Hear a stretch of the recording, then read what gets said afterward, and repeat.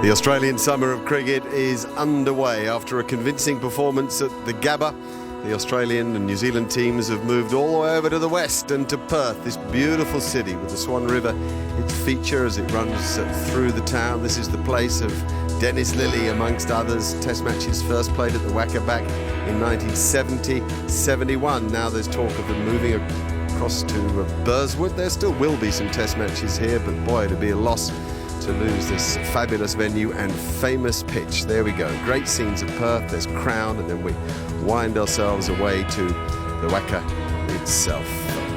All right, have a look at that Australian side. Mark Taylor's still out here with me. Ian Healy has joined us, and it's lovely for a captain to be able to say we're unchanged. Oh, very much so, and it's a great batting day today. As Stephen Smith mentioned, this wicket might just have some sideways slow movement that they have to contend with first up, but they'll be licking their lips in that batting lineup in the dressing rooms there. Joe Burns, Usman Khawaja get another go. Steve Smith himself didn't really have to tick in Brisbane. Adam Vogels was good, and the batting lineup is full of power. Mark, give us a closer look at this change of balance for New Zealand. I like what New Zealand have done. It's been a very aggressive move, I reckon, they've made. They've added Matt Henry to the side in place of James Neesham. So they're probably a half a batsman short. But what they've done is they've now got the keeper batting at 6, who's got 5 test match hundreds. So he's not the worst number 6 going around. But they're probably a half a batsman short, but they've got plenty of bowling options. They've got 4 quicks. They've got the off spinner. So they've got, what they're trying to do is say, OK, we've got to take 20 wickets to win this test match, and as you said just a moment ago to Brendan McCullum, has to start this morning. We're underway. And some bounce through to the keeper. It'll be interesting just to see how quick it is this morning. When you talk to the local guys, particularly the bowlers from here, they'll always tell you that if there's a bit of a nor'easter in, it's good for swinging the ball. Rodney Marsh, who kept here for so many years, always used to say, nor'easter, she'll swing a bit.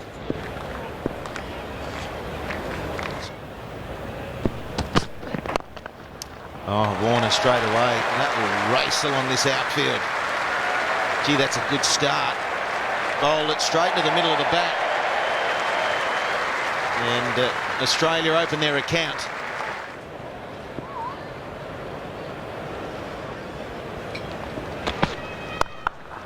Smashes it through point. There's no one there. It's a big gap. Warner finds it. We're in the 5th over. That's his 3rd boundary already. He's ripping ideas away from New Zealand. You can see what they're trying here. They know he wants to hit the ball, so they're throwing it wide in the hope of an edge, but nothing but the middle of the bat.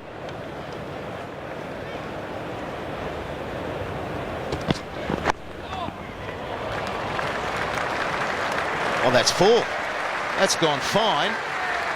And raced away. Fine leg, had no chance. Yeah, let's have a look at what line it was. I don't think it was that bad. See, he's right across his stumps. It just swung enough. It swung from middle, probably onto leg, and Burns was across to make that inside edge extremely effective.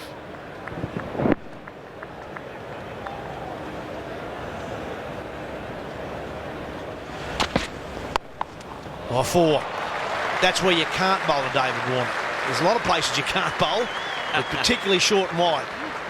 Yeah, and certainly when he's so powerful on the cut shot, and just the way he gets up on his toes and rides the ball down with that bat, he gets that momentum, that real snap of the wrist. Just have a look at that. Just a snap through of the wrist with that bat. Kaboom. Just have to half hit it. It's 4. Was a little uppish. He's got it between point and gully. Outfield really quick here. Once again, that's probably a win for the bowler, but it's still 4. Yeah, it won't feel like it. It won't feel like it with a run rate of 5.30 and the game disappearing very quickly at the moment. Matt Henry is a pretty cool, calm sort of a customer. That is driving on the up, and it was half a mistake, but he does do that. He hits in that area a lot, Joe Burns. Seems to be able to manufacture a sort of an inside-out type of drive.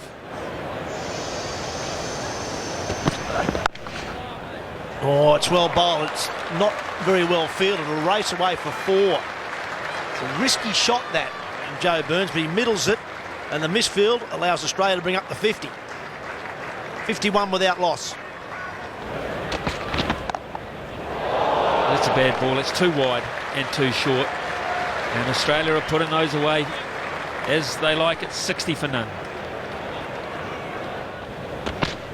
It squared him up. It was half forward, not out, says Ravi. Line was good. The bounce is always a worry here. It is, but New Zealand are really interested in this all of a sudden. BJ Watling has taken a big step forward here, as if to say, yep, I'll have a go. And McCullum has decided to have a crack at this on the advice of the men behind the wicket and the bowler.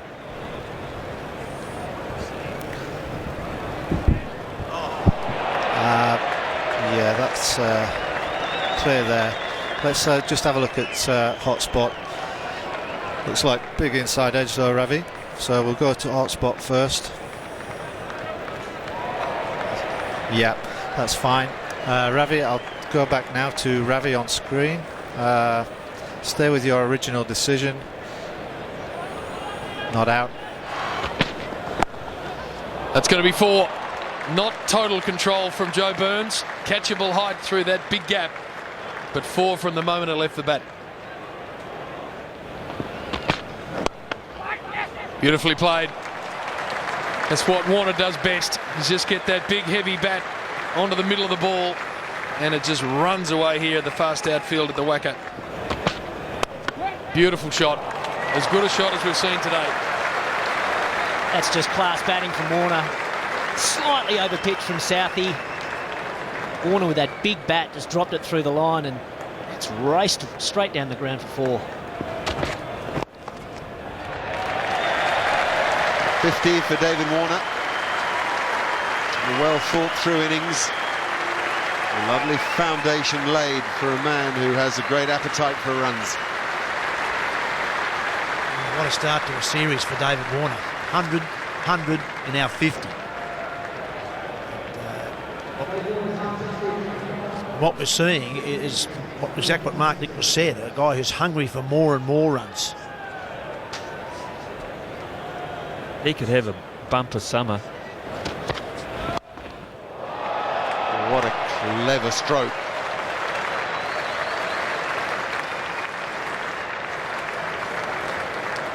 It's a controlled David Warner, that's what it is. It's still powerful, still great to watch, but there's more thought going into the way he plays. Oh, I say, talk about needing it. What a relief for New Zealand. A bit of fortune goes their way. Well, he changed his bat during that break. That's the first ball that Joe Burns faced with this particular piece of wood, and it hasn't worked because it's dragged it onto another piece of wood. Straight down. It's more the technique than the bat, I think it's fair to say, and we'll analyse that because it's been the only moment of success for New Zealand. Burns makes his way back off the Wacker, and New Zealand have finally struck this morning. It's 1 for 101. And that brings Usman Khawaja to the crease. He's two gullies for him, whereas there was 1 for Warner. Yes. Pull shot. Very well played. Pressure on fine leg, does well. Picks it up cleanly, rolls twice, and up to his feet. So Khawaja off the mark after lunch, and he goes to 4.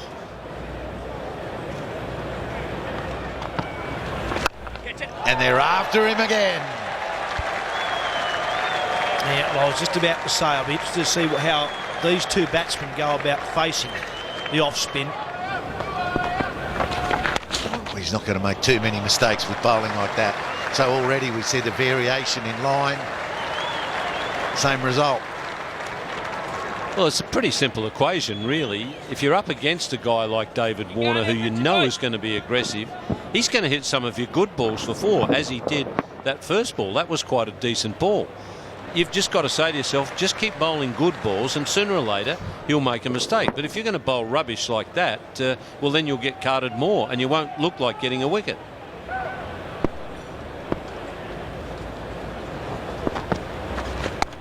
Little glide again, he gets it through. He's only just laid the bat on that, let it run off it.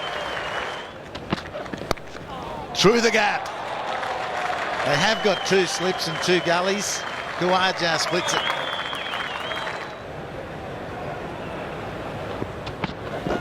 Oh, that's close because Warner's over in front of his stumps.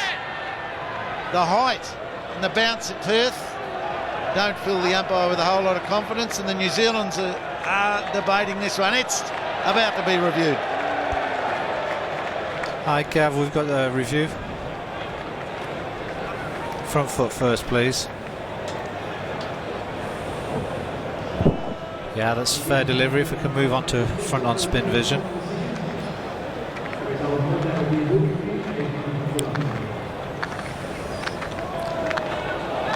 Doesn't look to be any bat involved, but if we can have a look at hot spot leg side, please.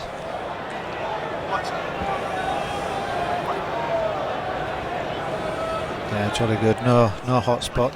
Let's try RTS, please.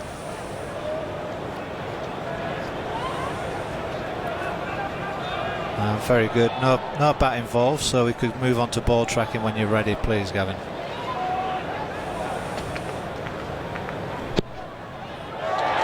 We've got umpire's call on hitting wickets, so stay with your original decision, please, Ravi. I'll tell you when you're on screen now.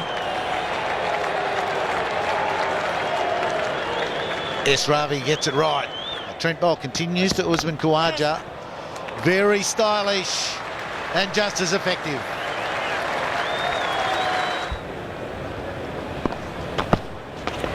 Yes. Beautiful stroke.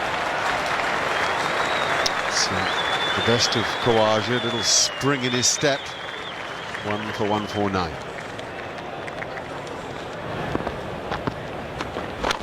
Oh, he dropped it. Oh dear.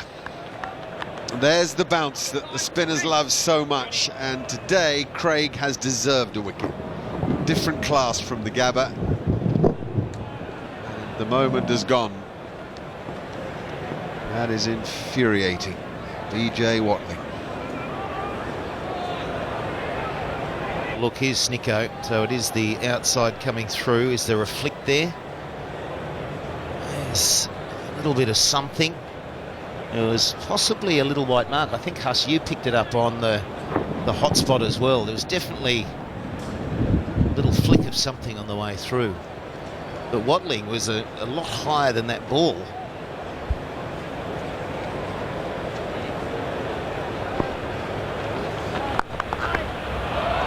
Beautiful. God, that might have been David Gower.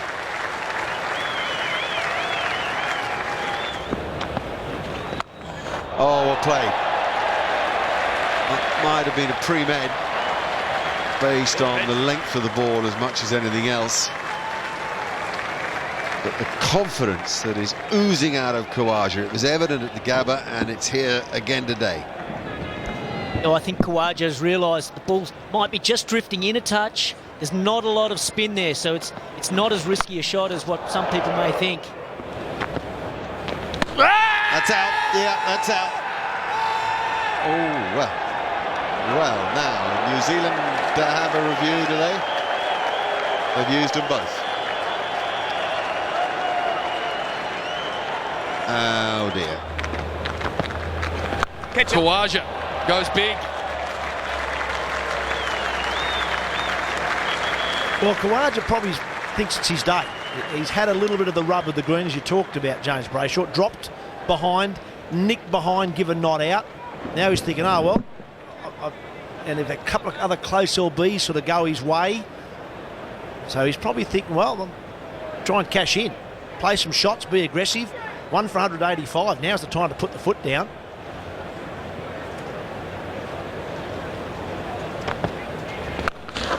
And he does. And that's hit even better. That's gone all the way. They're well struck. So 50 is beckoning for Usman Khawaja.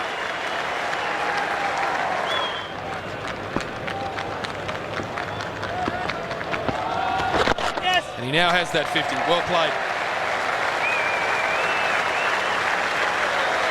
Now what he has done is what he needs to do to cement the spot in the side.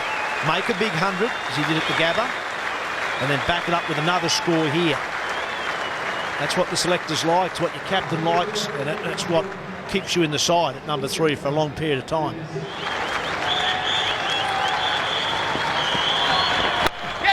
That's all he needs. A 3rd century in a row for David Warner. Wonderful batting from a wonderful cricketer.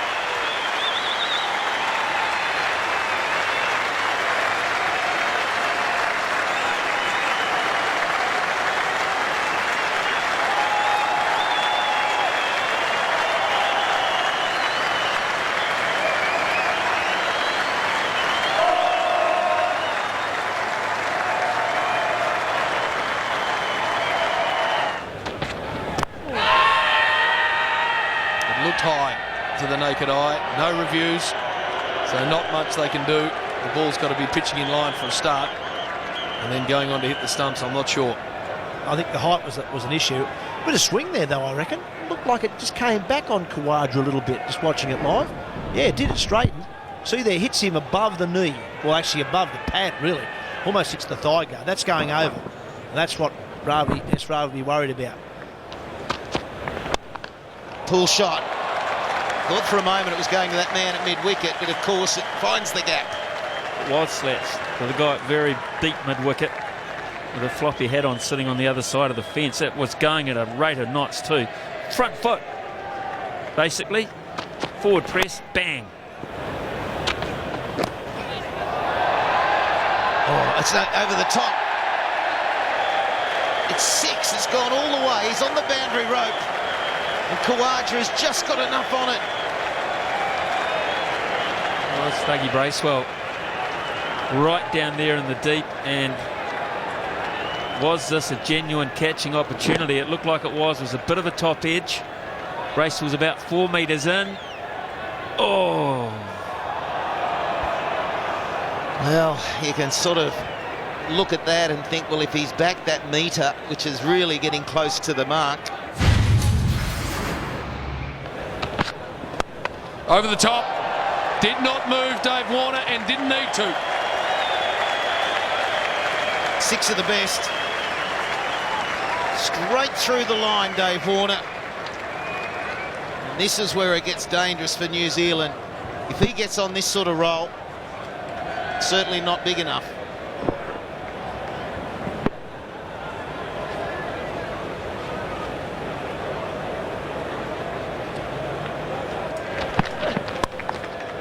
Good shot, short and wide, but plastered backward a point. A great shot there from Khawaja, short and wide from Bolt again. Still got to put it away, that uncomplicated footwork again. It's one of his strengths.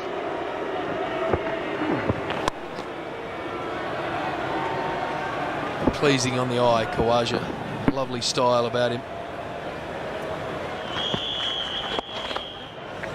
The crowd will love that, as will his teammates.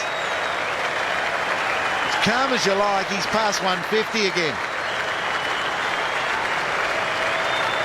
A double whammy day for David Warner. When he went to 100 at exactly that moment, he also went to 1,000 runs in the calendar year that is 2015.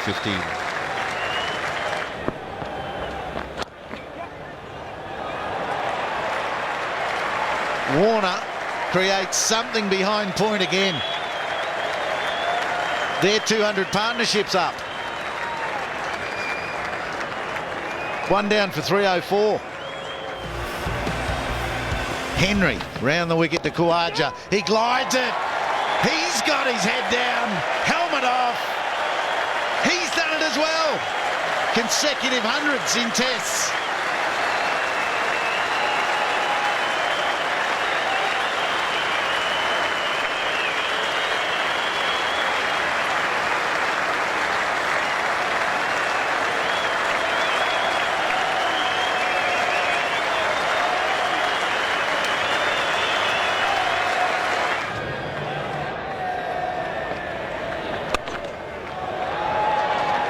Well, that's 4.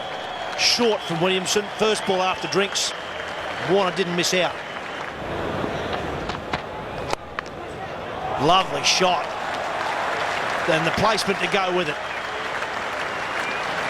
That's probably the shot of the day from Usman Khawaja. He's played plenty of good ones. Boy, that ball has taken a hammering. But that was a glorious shot. And the great thing about the whacker pitch, if you hit them straight back down the pitch, nobody, well, unless it hits the stumps, but the fielders haven't got a chance. Ball just races away when it bounces a couple of times on the pitch. In fact, if you're facing a spinner and you come down the track, bang it into the track, you'll bounce it straight over the bowler's head. And that will mean Bolt and Southey have one last crack today for breaking this up. Down he goes. Oh, it's long. Very long indeed. Out of the blue. He hits a 6 down the ground at the whacker. He doesn't want to wait for that second new ball. He wants to knock this 200 off before that even becomes available. That is a big pounding blow right out of the middle. And that's with fielders either side, by the way. Incredible. What a shot. Will he go big? Dave Warner, 199. Make that 200. He wanted 200. He's delivered 200. He keeps raising the bar.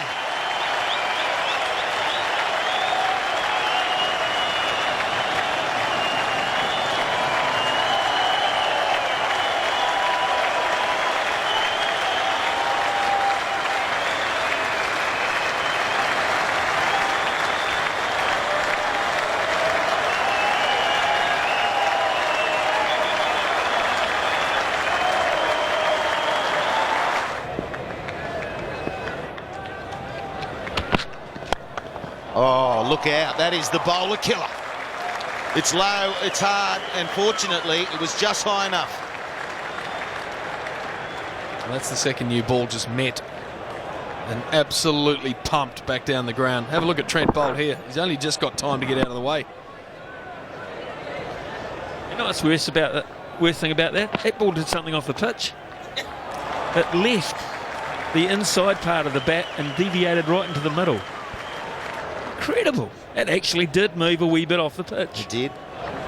Here he goes. He's in. He's focused again. 206 already.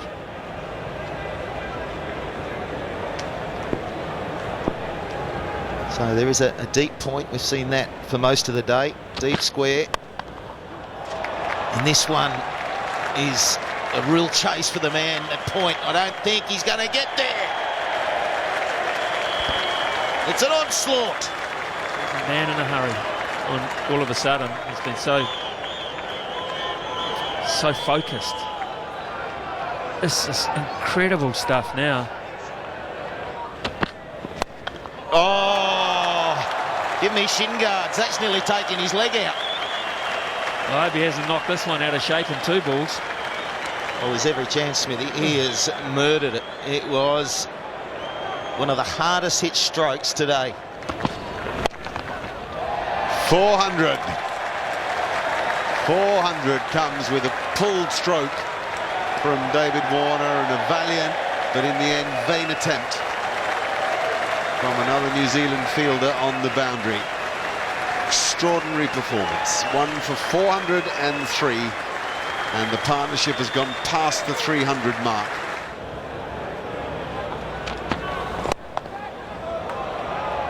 And out. He's driven it straight to extra cover.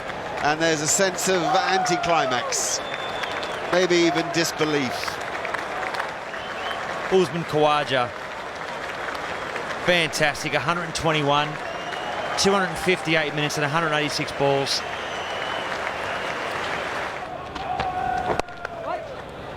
Smith's away. Drills it through mid-wicket. Well, pretty handy way to get off the mark.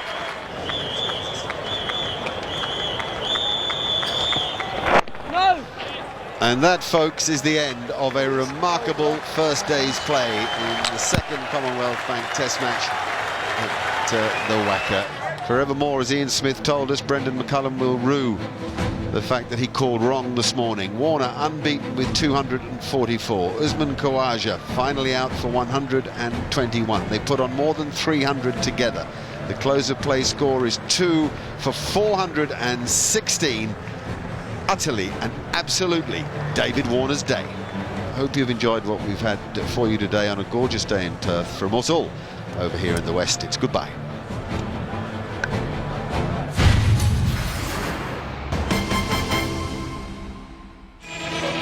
it is a beaut of a day over in the west. Very hot in Perth, already up in the late 30s, forecast to be 38, 39, perhaps even 40 degrees. Certainly David Warner will be tired, but that's the nicest way in the world to get tired as a batsman, make a lot of runs. And the other thing he can think about is that the bowlers will be even more tired and they haven't got the pleasure out of the day. Well, it's not going to get worse, so don't stress. Just go for it. Go for it. Short, sharp burst. Southie's just take the first over. He's probably the pick of the bowlers. His ability to move the ball a little bit. I thought Bracewell too was commendable. 16 overs, 1 for 57.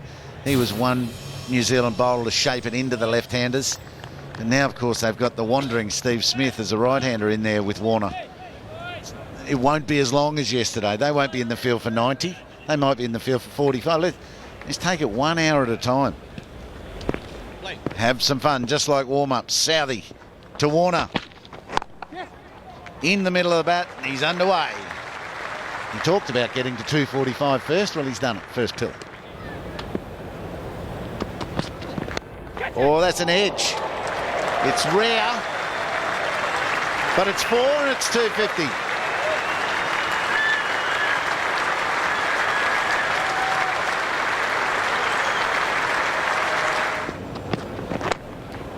It's caught.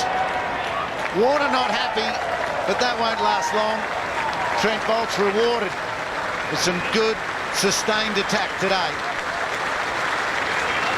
It's been much better bowling today from New Zealand. It was a good delivery again, just moving away, and finally New Zealand got an edge that's carried. There haven't been many edges, but they haven't been carrying. End of a great innings. The 11th highest score in Australia. There were hopes of more, but it finishes at 253.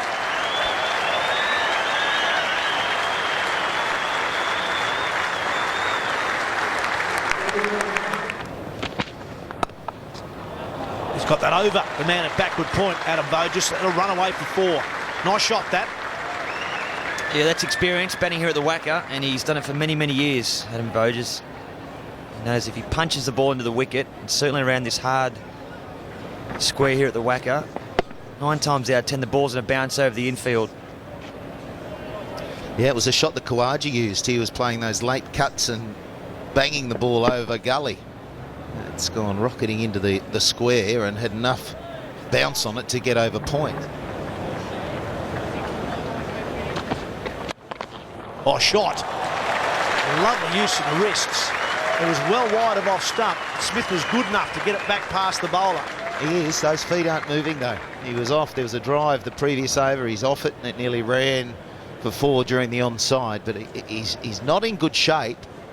This is the previous over. There's not that strong commitment to the front foot, so that's not a normal stroke for Smith. It's going to go all the way for 4. No third man. Not sure that Voges meant that to go quite as fine as it did. That's got through. Some fluency now for Steve Smith. Oh, good work. They're going to run 4 perhaps anyway. No, they're not. So that's a very good piece of defence in the field. A lovely shot there from Steve Smith. Starting to find his stride now, and brilliant effort from Brendan McCullum in the outfield. Very athletic. Look at that commitment. He's done a fantastic job there. Better shot. Might be the best one Steve Smith played in this innings. That's a great shot from Steve Smith. Not a bad delivery from Henry. Perhaps a little bit too wide if you're being critical, but there was a little bit of swing there. Beautiful hands from Steve Smith. The timing was a lot better on that one than the ball before.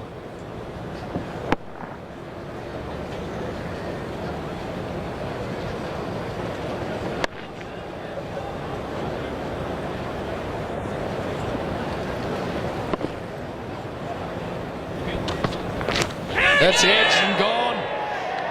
Clearing the left hip and trying to smash it back down the ground, and a simple catch for BJ Watling. caught us all by surprise a little bit here. It's more of a T20 shot from Steve Smith. He just couldn't help himself, could he? Experience was out the window. He wanted 6. 4 for 462. Going for a big heave, trying to accelerate the scoring. Maybe a declaration's not too far away. He certainly was a lot more positive since drinks. No fielder there. That's going to go for 4. It's a real strength of Adam Voges. Oh, good hard strike. Nothing the man could do. He didn't have more than 2 yards to move. And we've applauded New Zealand's ground fielding.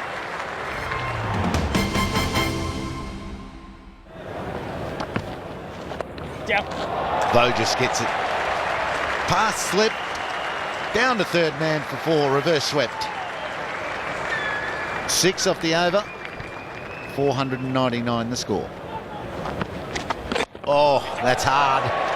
Mid-off's up, and he mightn't be up much longer because that's flat batted for 6. He bludgeons that. Just for a square for 4. Adam Voges walks. VJ Watling's taken a catch, and Trent Bolt's got his second wicket. Voges out for 41, 5 for 512.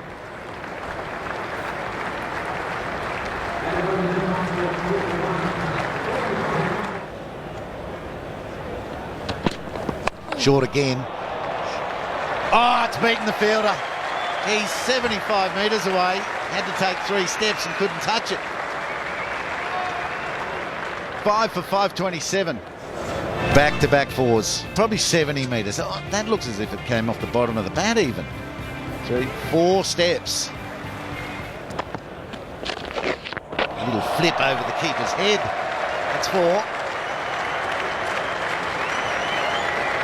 That's a lovely piece of improvisation from Peter Neville. Catch it. Oh, he's smoked it. He's so powerful, isn't he, Mitchell Marsh? It's great to see him going. He's hit that low and hard. Was that his mum?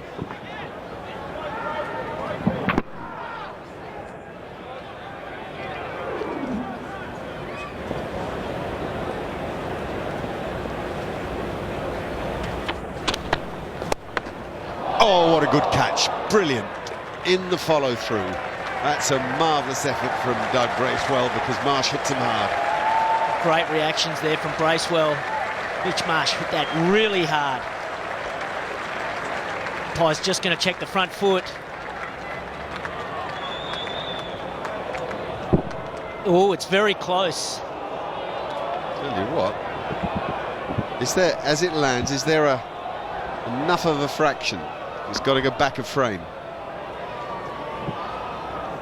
It's there, and it might just be all right there. I think it's just all right. Do you think? Do you think? Well, I can't see anything behind the line. Me neither. I think this could be a no ball. It's very, very tight. Remember, something has to be behind the line, not on the line. But the Gabba, we saw a tight one, was Johnson bowling to McCullum. Let's remember, you have to have a part of that boot, that heel, behind the line. Now, what are your eyes telling you? Is there a part there? I can't see anything behind the line. It's the thickest line, and they're giving the bowler the benefit of the doubt. I hate to say it, but I think that is the way to go. If there was just a hint on the bowler's favour, so it goes with it. 34 for Mitchell Marsh. It's 6 for 5-3. Good reactions from Bracewell. That's not easy from a bowler when you've just followed through, the ball coming back that hard to take a clean catch. Mitch Marsh did check his shot, but he hit it very, very well. I bet you he's sitting in the dressing room right now thinking, oh, I wish I just followed through and hit that up into the stands. Catch it. And a good little shimmy of the feet. Lovely batting from Neville. Catch. Now then. Now then. Oh, easy as you like. Look at that nice firm base from Tom Latham, and watched the ball, took it above his eyes. And all the signs are here that it's almost 6 and out as far as these guys are concerned. This is Stark, I'm afraid. And Craig will take another Test match wicket. They're throwing it away. Stark immediately out, playing that big stroke and solidly taken in the deep. So Stark is for a duck. It's 8 for 547.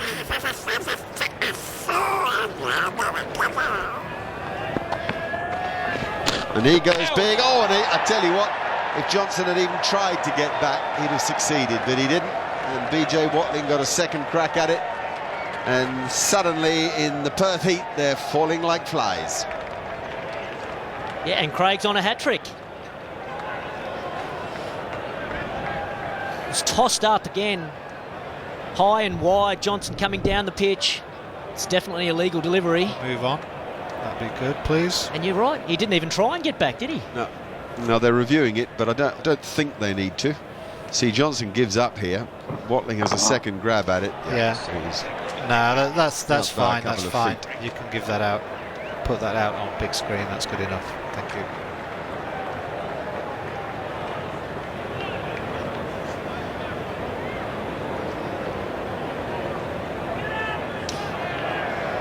That confirms a decision.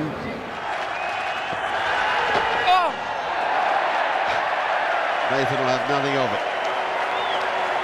Calm as you like.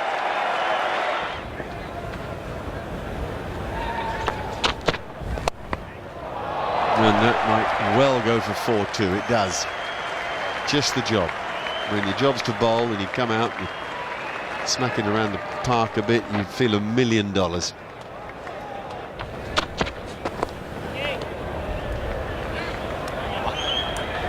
Now Smith makes the signal, and that is that. The declaration comes. A few pleasant strokes from Josh Hazlewood, and just the single one from Nathan Lyon when he swept Mark Craig for 4. The Australians 9 for 559. God, it must be hot in that gear. A brilliant effort, all set up by David Warner and Joe Burns yesterday. Warner was to continue that work hour upon hour. 253 from just 286 balls, one of the outstanding innings of the modern era. Then Usman Khawaja, 121. Lovely free stroke play from him. All the way down the list after that, people chipping in.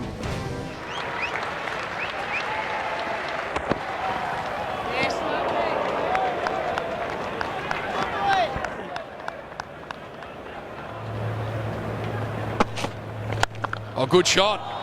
Does not move, Latham. Fantastic balance. And you could see as soon as he hit the ball, he knew it was 4. Beautiful outfield here at the Wacker. Just look at this position he's in. Crunch. Really, it's not much more than an extension of that front foot defence we saw last over. It's just a little bit more of a bat swing, more of a punch with the wrists, right out of the middle, but similar footwork. Oh, that's it. Full and straight, and the fingers up. Well, Martin Gup was wandering down the pitch, but I don't think this will be a review. That looked absolutely plumb from up here. Yeah, and I think Tom Latham said exactly that to him. That's exactly what Brett Lee was talking about. James Brayshaw were talking about. Get it full, get it straight, target that front pad. Well, it's smashing in the leg. 148 Ks, and I tell you what, right on the money. That's what he's been trying to do. First ball, it swung back properly. And unfortunately for New Zealand, they lose their first wicket. Martin Guptill goes for 1. It's 1 for 6. Another good drive. Not right out of the middle, but it's such a quick outfield here at the Wacker. And that's going downhill too, so the ball's winning. Saw with that reminder, 26th of November, HD, you're going to get the best product anyway. Looking magnificent on your screens, just in time for the day-night test in Adelaide.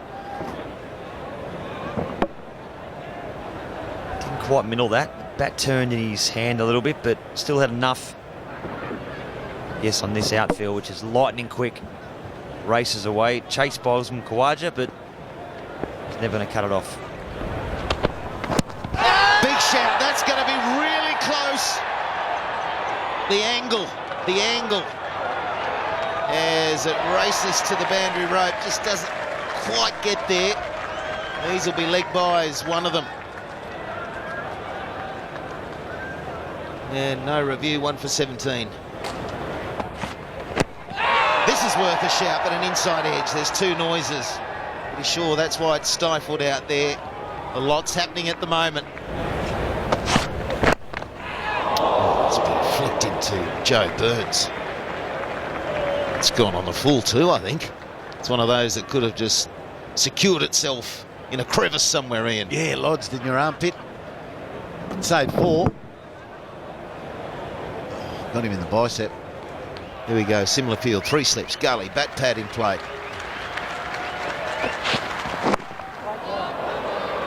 Bang on target. And well played. That is Williamson to a tee. Might have just jumped a wee bit, bounced a wee bit, but look at that technique. Absolutely perfect technique, in behind, everything high. You love that slats, you love that elbow, that left elbow getting high, and he's able to play it straight back down under his nose. He's not a tall man, but look, he's on his toes and negating that. It's pretty near perfect.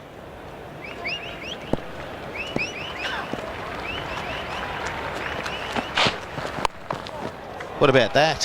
What about that? An attacking stroke essentially is an extension of a defensive stroke. So we saw the one before. This time he just throws those hands from a good position through the line of the ball. Yeah, Tom Latham gets a similar ball to this. He's probably letting it go at the moment. But Williamson sees it, picks it up early. He's backing across, again up on his toes. Very compact back foot drive. And that one shot alone tells him that, well, batting is brilliant out here. We've got nothing to worry about, even though it's going to be tricky at times. It's good batting. The ball's there, I can hit through the line. And he does it again, this time off the front foot. Well, it's 3 balls gone, I don't want to tempt fate, but this is a batting clinic, this over, and this is Mitch Johnson bowling. Perfect backward defence, the perfect back foot drive, the perfect cover drive. And he's taking it on, whether there's 5 minutes till tea or not. If it's there and it's in his zone, he'll go. You see the slips applauding what Johnson produced there.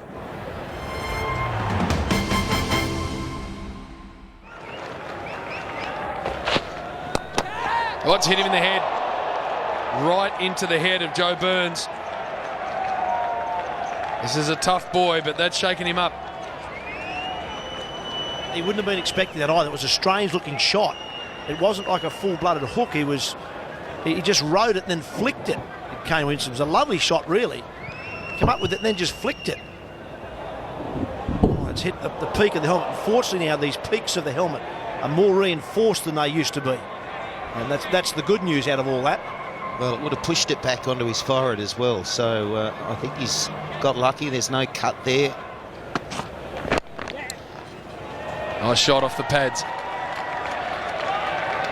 Khawaja's got a task in. Oh, that's a hamstring. He has pulled a hamstring, Usman Khawaja. He's in all sorts.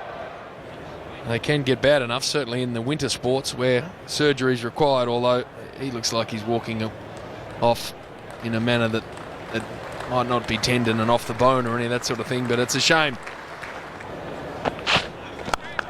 Lovely shot. Over pitching, and it was just a gentle push with a little added bottom hand.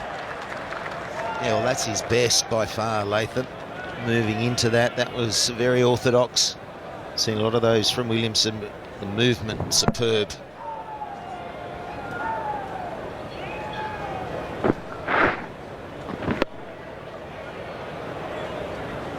Big inviting gap being left by Steve Smith. What a magnificent shot that is. The straight drive, a very tough shot to play against a fast bowler, and that was just majestic. Another class shot.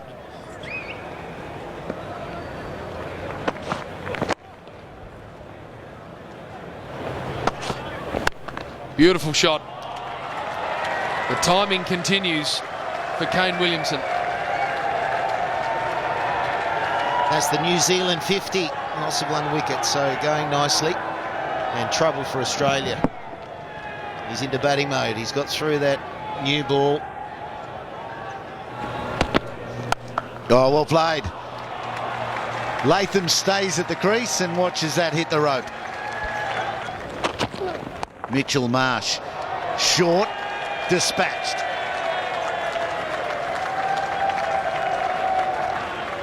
Well, playing to Latham was obvious, a bit of chin music, as Brett Lee likes to call it, but if you're going to bowl that kind of length for Kane Williamson, you've got to be slightly quicker and slightly more accurate in your height. Oh, another glorious cover drive from Williamson. He's a class player.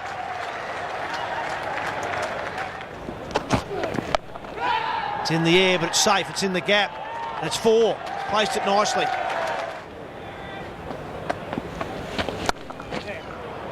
Nicely timed and placed from Latham. Oh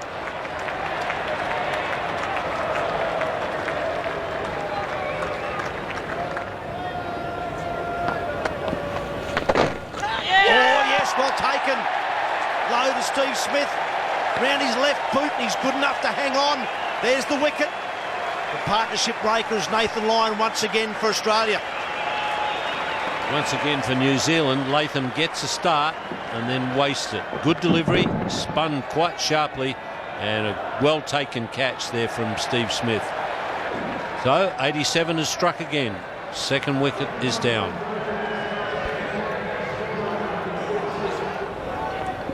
Taylor. He goes the big shot and gets away with it. He's hitting with the spin. And it rolls away for 4, so a little bit of a risk there. Through the offside, that's a really good stroke. That's keeping his head, Taylor. It was just on its merits. It was just too full. 49. And then belts one for 4. And that's his 50. You won't see too much emotion here. It's a case of he needs to keep going.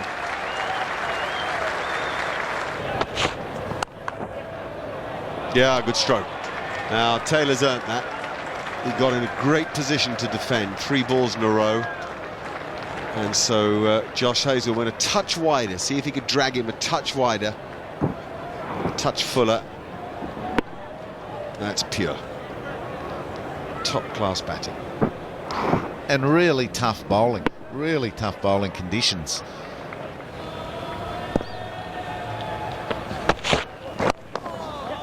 And that's every bit as good.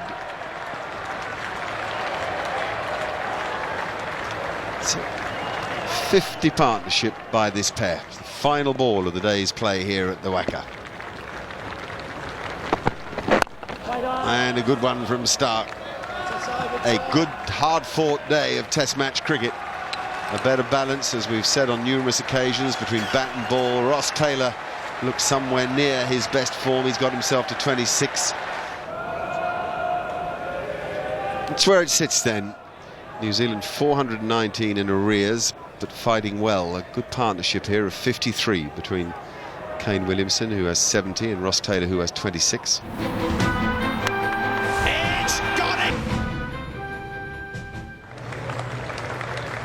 So Steve Smith leads out the side. Right behind him is vice-captain David Warner, and waiting for us in the commentary box, Ian Chappell, Ian Healy and Mark Taylor.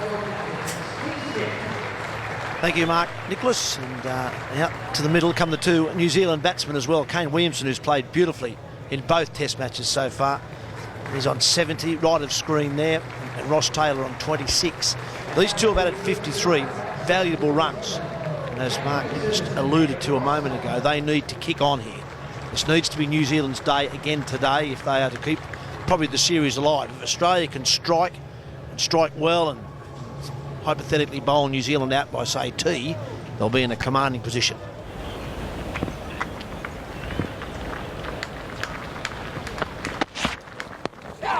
first runs, the very first ball. Looks to me, just having a look at that field, that the instructions has been, let's get it straight. Let's try and bowl a bit more stump to stump. Finds a gap this time. It's going to take some tracking down too for Mitchell Johnson. He runs away from you quickly. He won't get there.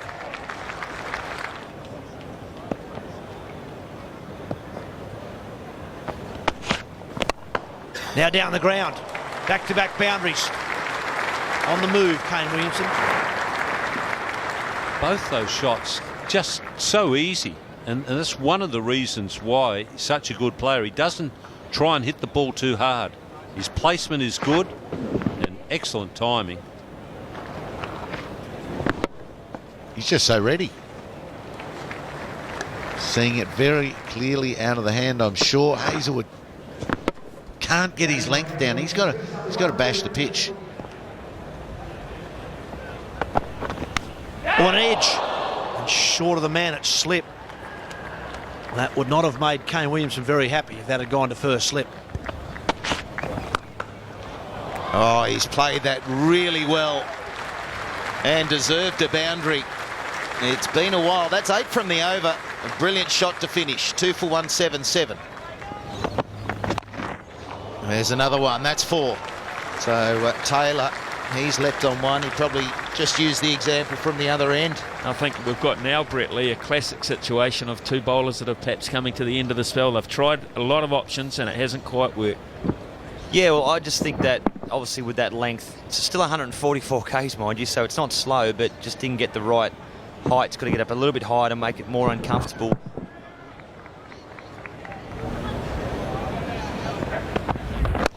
It's a better length, but look at that, down the ground. This could be 50 for Taylor. And a terrific start to the day. It is 50. Enjoying his time at the crease. He was out injured for some time. He's moving better all the time at the crease. Well played. This is sweet for Ross Taylor. I can tell you that 3 months ago, the thought of playing in this series was a long way from his mind. Just walking properly was high on the agenda, and I can tell you this innings is so sweet for him. Beautifully struck. It was full and wide, but you still have to hit it for 4. Yeah, Ross Taylor's looked very impressive today. A real boost to his confidence. He's driven the ball well. He's pulled the ball well. This was just technically perfect. Over pitch from Mitch Marsh. Some of his driving has been top class today.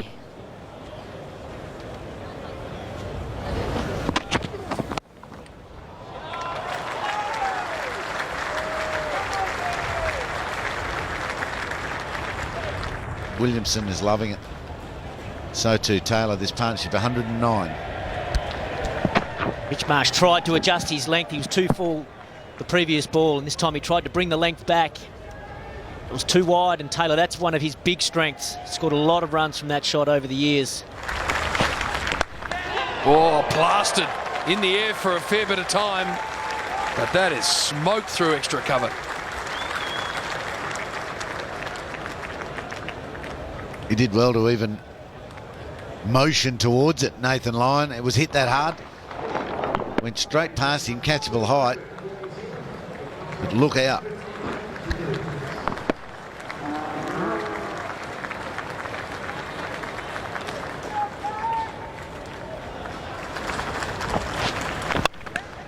Through. 2 fieldsmen about a metre apart. Well, the plan obviously to Williamson is to bowl wide, but he's equal to the task. New Zealand 2 for 204.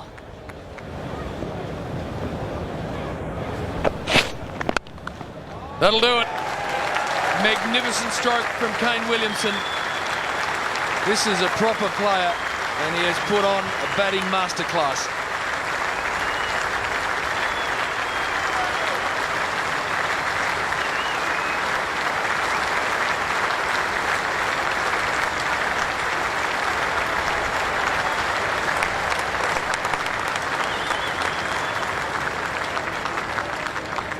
He really is a champion player, Kane Williamson. Applauded by some of the Australian players as well. They know how well he's played. He doesn't get too excited though when he scores 100. keeps his emotions in check. Absolute brilliant innings once again. Back into watching that ball right onto the middle of the bat.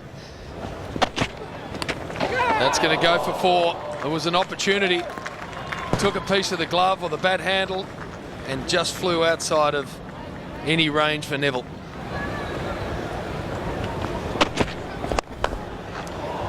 More of the same.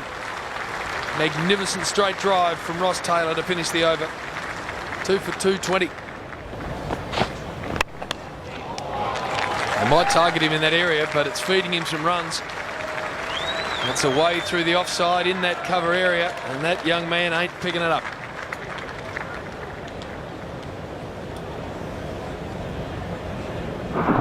Mitch Johnson providing that angle. Decent pace, but just moves into it like a Rolls Royce.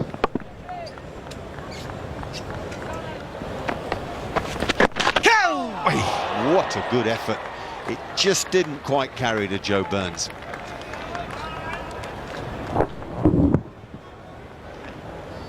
Don't get too good, Joe. You'll get a job for life.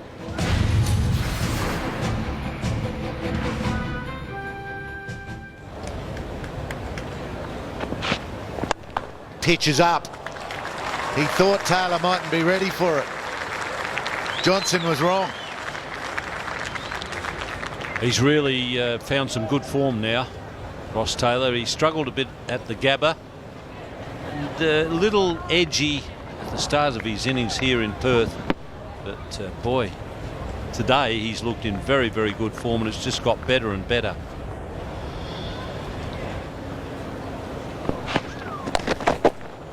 Oh, it's well into the gap. Very effective. He's going to get to 100 very quickly. He's 96 now, Ross Taylor.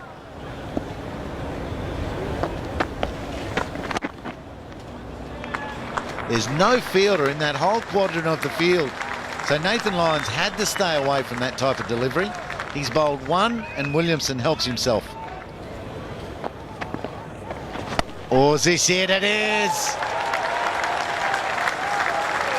Outright second on the New Zealand Centurions list is Ross Taylor with his 13th.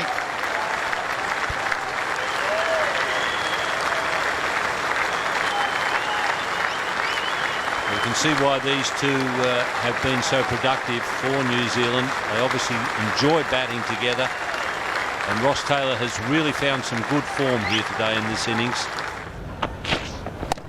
Oh, they've taken a man from there, put him over the offside. So Williamson swings Johnson to the leg. Well, if the idea was to get New Zealand playing some shots after lunch, it's worked well. They've played some shots and playing them very well. This one's too short. This easy paced whacker pitch just sits up and says, hit me. They came together with a score 2 for 87. It's now 2 for 289. Wait on. Wealthy. Hey! Risky run in the end. He's got there comfortably, I think. Ross Taylor was just one of those little misfields. Kane Williamson just waits for that first ball and dobs it on the head for 4. You might start telling him to get moving. We've got to change something out there at the moment. Scores a lot of his runs down that area. Seems to do it very securely. That's nicely placed. This is where Williamson's so good. He leans into the stroke, just transfers his weight, and it seems to happen time after time. Lovely that. When you're in and seeing it big and you get a juicy full toss. Yeah, you don't mind taking on a few of these, do you, before the second new ball? Pounded. A half volley, but it's just blistered through wide mid off for 4. That sums up the way New Zealand have batted today.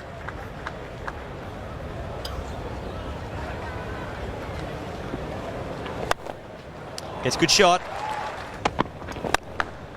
Moore down the ground, just helping himself.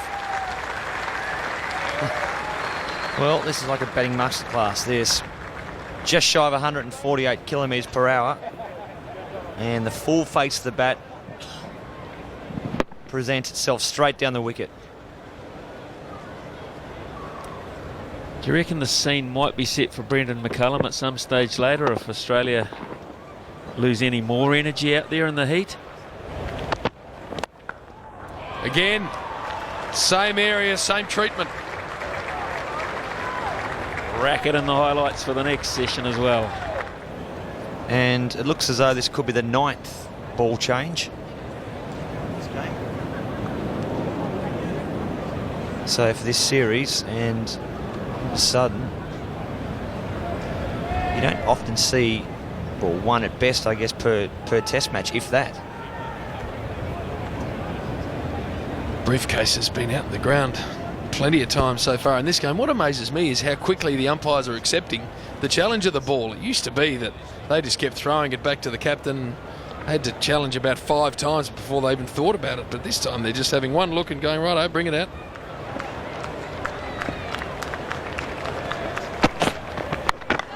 That's in the air and into the safe hands of Mitch Johnson. So the new ball's worked. And Kane Williamson, the valuable wicket of Kane Williamson, was like a slower bouncer that never seemed to arrive, and Williamson completely and utterly got it wrong for the first time in this whole innings. Tried to hit it perhaps a little straight, maybe got to him a little sooner. But Hazelwood has made the breakthrough. The crowd will stand for Kane Williamson. Another gem of an innings. It ends at 166, 3 to 352.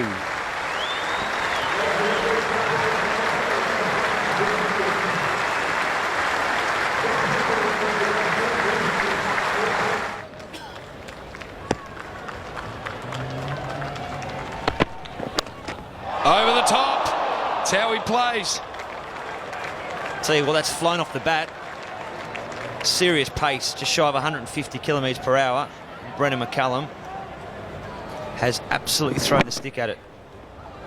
Sure has. I think it's cleared Steve Smith quite easily. I thought for a second he might have been able to grab this, but it just flies. When Brendan McCullum hits, it flies.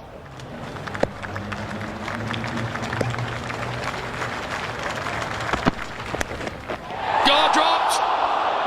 It went straight into the hands of Nathan Lyon and then straight out. Well, once again, that's got to Nathan Lyon. That was 152.1 kilometres. Searing pace.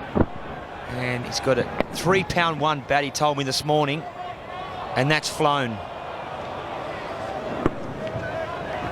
Lyon's only out there because Dave Warner's sitting in the sheds, and he hasn't even got his hands to that. That's pounded into his hip bone.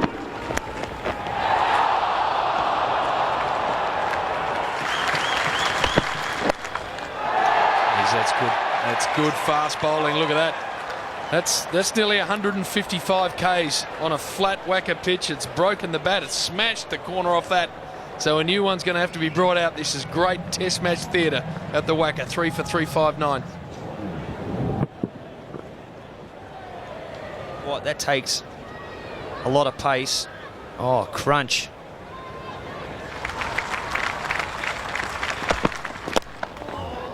The best Yorker in world cricket right there. That's 160.4, that one. That's around 100 mile an hour on the old scale. Yeah, that's right, or is the radar overheating? 160. Look at Brett Lee. He's piped up in the back of the commentary box. Now the crowd are involved. They want faster. Come on, Mitch. Gee, he's got some rhythm, isn't he? You can see him snapping through that action. Well, this is almost as fast as you'll ever see. Oh, it's edge and down it goes. Another chance goes begging. Mitchell Starc is trying to change it for his country. No one can hang on to it. That one, oh, that's slow, Mitch. That was 150. That was beautifully bowled. The really quick Yorker, and then the length ball a bit wider, found the edge, but Australia keep putting them down. In the end, I think it's well fielded down there, is it? No, that's 4. But it's the gully that we've got to spend some time on. Mitchell Marsh was a good effort, but these are the sort of catches on really good pitches you've got to hang on to. Does he get 2 hands to it? Yes, he does. Definite chance, and down it goes again. Well, you don't see these efforts, or we haven't seen these bowling efforts too much in the first 3 days of the Test match. Stark is turning it on. And that has flown really hard to hang on to, no doubt about it. Strong movement and then burst through the hands.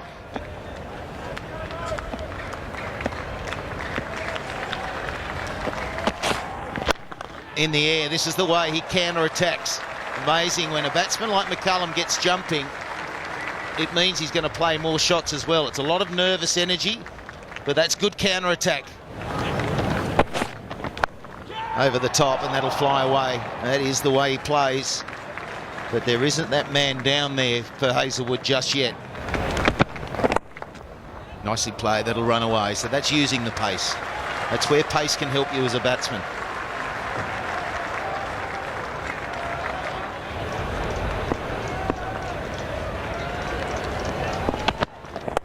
And it's a great test against this attack. Well, that's one of the best of the day from Taylor. That'll bring up his 150. What a way to bring it up. That was full of class.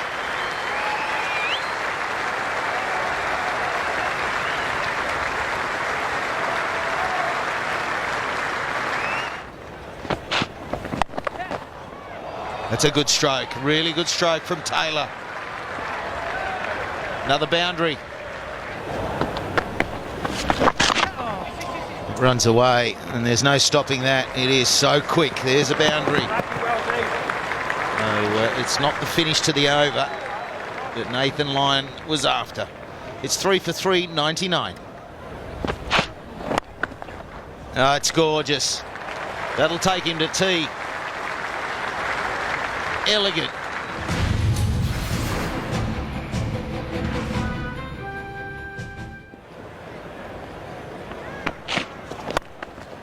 Wide half volley and dealt with by Ross Taylor, I should say, who has got himself now right in line to make a Test double century.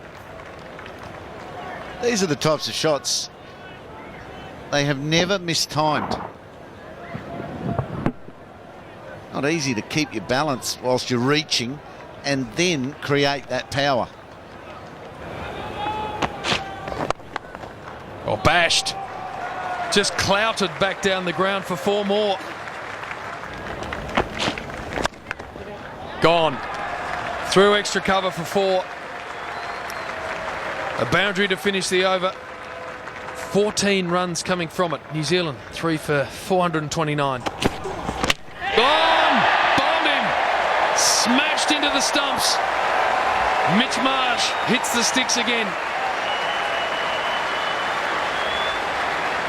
Length is key. Team Marsh can't move. They don't want to, although there's a little bit of review going on front foot. He has been known to put the shoe over the front line. Not this time. It's right, and it's the big wicket.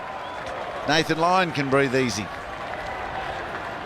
Brendan McCullum out for 27. Length was perfect in through the defence of the New Zealand skipper. 4 for 4, 3-2. Ball was in the air. Flashed and flew wide of Dave Warner in the gully. And a significant moment, because Ross Taylor now becomes the player of the highest innings against the Australians, passing Martin Crowe's 187 at the Gabba. All those 188 indeed, all those years ago.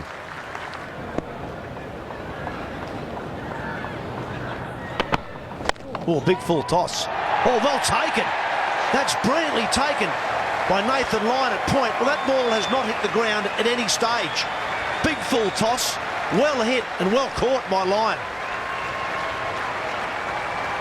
Incredible. So the first ball round the wicket, changing it up. It's just below the hip and nicely taken put one down in the grippers, didn't he, Nathan Lyon? But he's hung on to that. There's sometimes a point where it's hard to pick up the pace of it. He did not make a mistake. So a wicket. Watling for one. It's 5 for 447.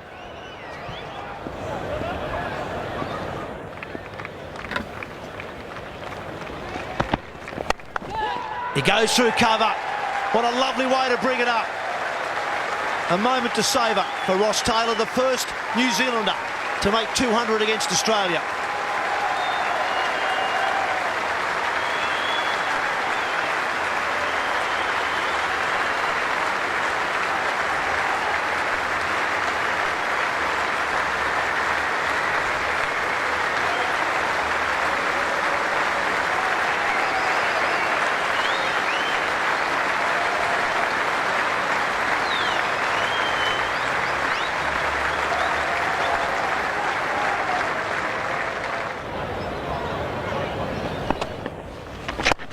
Much straighter.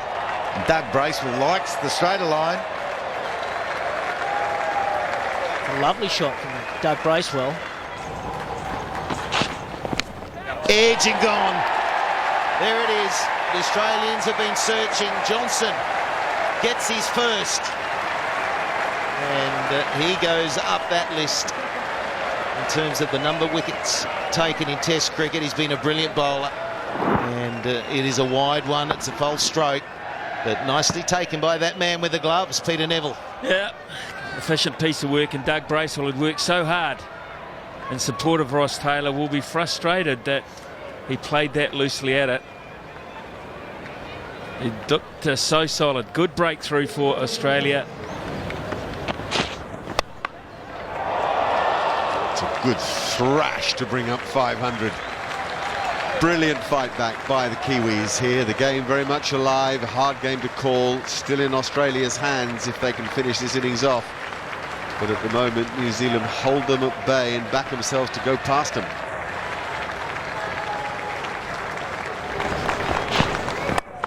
Yeah, good stroke. Just arrow straight down the ground. There's been some beautiful driving of the ball today. The final ball of the third day's play. Oi, well bowled, Mitchell Starc. Exactly the right delivery. It didn't work the oracle on this occasion. But Starc finishes 30 overs with figures of 2 for 83, 6 maidens in there, though he isn't the story, he is. Ross Taylor, unbeaten with 235, ninth now on the list of highest scores by any New Zealand batsman ever in the history of Test match cricket. He remains unbeaten and unbowed. A tremendously courageous performance by Ross Taylor. The New Zealanders 6 for 510, so the Australians still 49 in front. We'll be back with you tomorrow at 9:30 in the morning local time, 12:30 Eastern time. They're 9 for 559 when Australia declared the early loss of Martin Guptill and New Zealand hearts were in mouths. There was a genuine fear of a very difficult period against the new ball. Tom Latham played his part in resisting that. Kane Williamson went on to resist it for 250 balls out in the middle. An innings of 166 that ranks with any you'll see in terms of its purity, backed up by Ross Taylor, 235 from 308 balls. That's the catch of the season. Got it! There it is! Can you believe it?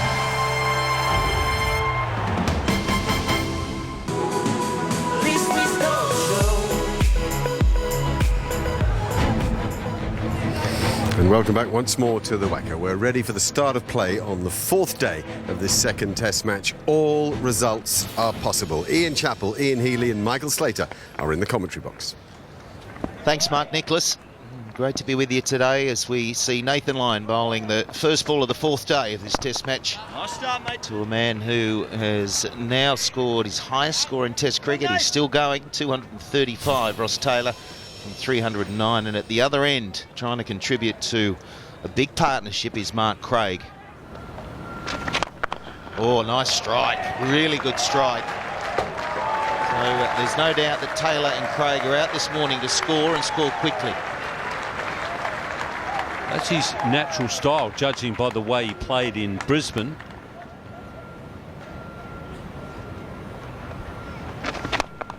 Again he goes and out. So Nathan Lyon enticed him early in the over. He gets away with it, but now Craig has inside edged that, and it's carried to mid-wicket. He obviously hasn't heard about that unwritten rule that you don't get out to the opposition spinner. He seems to like getting out to Nathan Lyon. Lyon certainly enjoyed the fact that he was coming after him, lured him into an inside edge, a thick inside edge that finished up at mid-wicket. Mitchell Johnson taking a comfortable catch.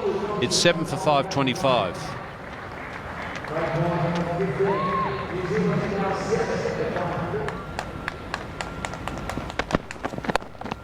And another one. This time a lot more in control of the stroke. Yeah, but Australia want more control than that because they've got a man out at deep point. They haven't got a third man. So he got it more edgy than he would have liked, and there were no Australian fielders where it went. And that'll be 250. The New Zealander, he's certainly back in form in a big way. He said he was shaky coming into the Test match, not happy with how he played at the Gabba. This is the innings of his life.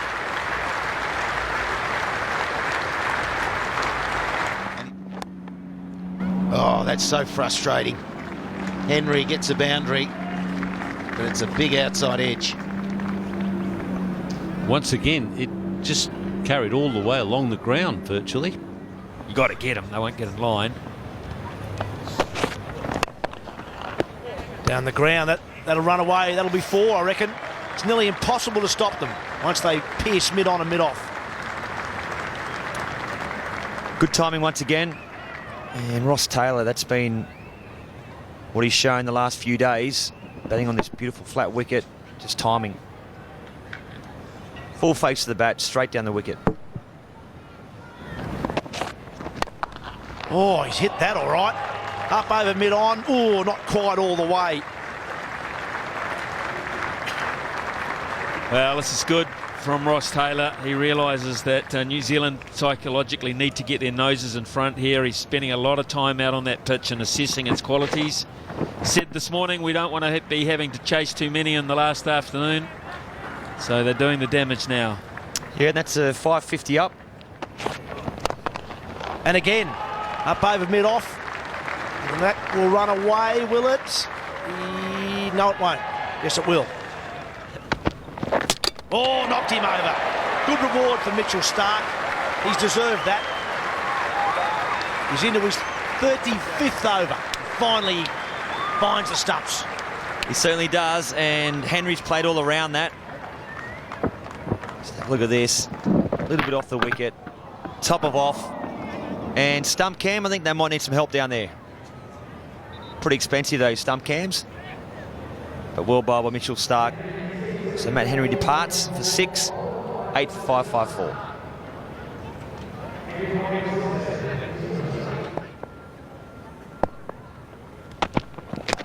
That's up over the slips. That's okay. It'll run away for 4. Just one behind now, New Zealand. Well, that chat worked.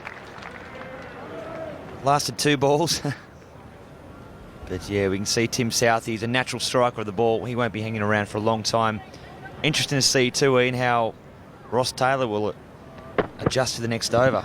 Be pretty attacking, I would have thought. Yeah, he'll be torn between a couple of things, really. He might think that if Southee gets lucky for 40 minutes, 50 minutes, they could get a decent lead, because if Southee and him are both going, they'll have a decent run rate. Nicely bowled, beautifully timed. New Zealand take the lead. First innings points, Tub, rack him up. He sort of made himself a bit of room, but by doing that, Tim Southee, he actually got himself into perfect position. I tell you, he's crunched it right out of the middle, and that's great timing. So it's going right down the order of these big bats.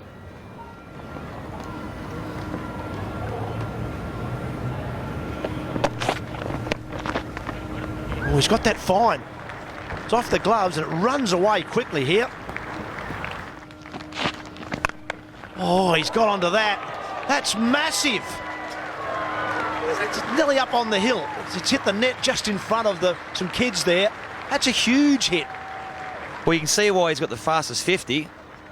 He's absolutely lathered that one. Just have a look of his bat swing. He's happy too. That's big. Well, he's got that fine. 4 more. Nicely played from Southie. Yeah, well turned around the corner for 4, but Mitchell Johnson can't take a trick here this test match, unfortunately. He's trying his hardest. Now a glove. It's fine. Could well be 4. Will be 4. Talking about hamstrings, Josh Hazel was also struggling down there. He's got him. And Southie's going. I just thought for a moment it might have been a bump ball, but once again, what reward for Mitchell Starc. Lion-hearted performance. Takes his 4th wicket. Southie has to go. Really wide on the crease here, Mitchell Starc. And Southie was drawn into the drive down the ground. Didn't get it right. It was a low full toss. And Starc took a good reactionary catch, and boy, did it please him. Says, if you can't catch him off me, I'll catch him myself. 9 for 587. Southie goes for 21. Yeah, heads out. Side of the grasp. Sums up Mitch Johnson's test match so far. It was hanging in the air a long time, but it's got itself to the padding. 9 for 592. That's 4. Slashed away backward of a point. And 4 from the moment it left the bat. Yeah, well, Steve Smith changed his tactics. He brought the field up, trying to keep Ross Taylor on strike, and Ross Taylor didn't need any second invitation. Got it through. See the appetite for coming back. He wants the second. 600 up. Terrific batting performance from New Zealand on the back of 2 magnificent innings. 166 from Kane Williamson and this massive 283 from Ross Taylor. Yes. Hello. Hello. What about that? Trent Bolt, the greatest stroke of his life. And now down the ground for 4 more.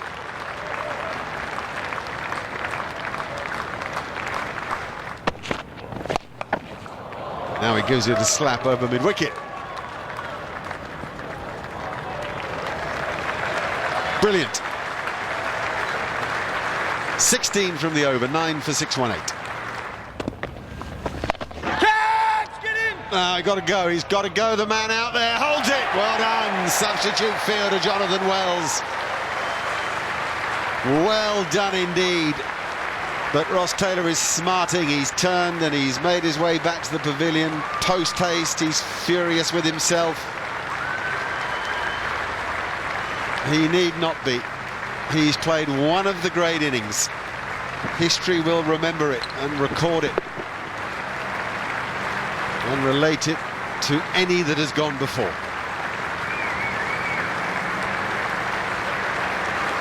Ross Taylor must be proud. New Zealand must be prouder still.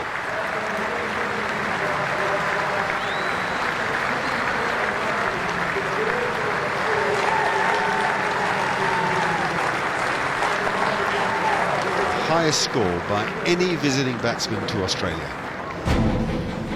The news from the Wacker is that New Zealand have been bowled out for 624. Just moments before the lunch break, we have time for a single over before lunch, bowled by the New Zealand new ball against the Australian opening batsman. The lead is 65 runs. A truly great innings has been played.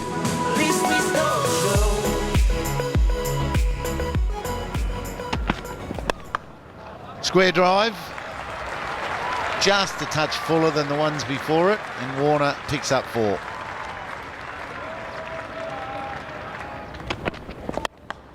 There's another one. Right out of the middle of the bat. Cover drive. It's edged and it's out. First ball after lunch for Joe Burns, and Southie strikes. It was a very good delivery. Right on off stump with just a little bit of movement away. Just enough. Took it from the middle of the bat to the outside edge. And finally, one is carried. The New Zealanders will be delighted with that. They're probably fielding up a little bit closer. And that one's carried comfortably to Ross Taylor, who's having a very, very good day. Very, very good game. Australia 1 for 8.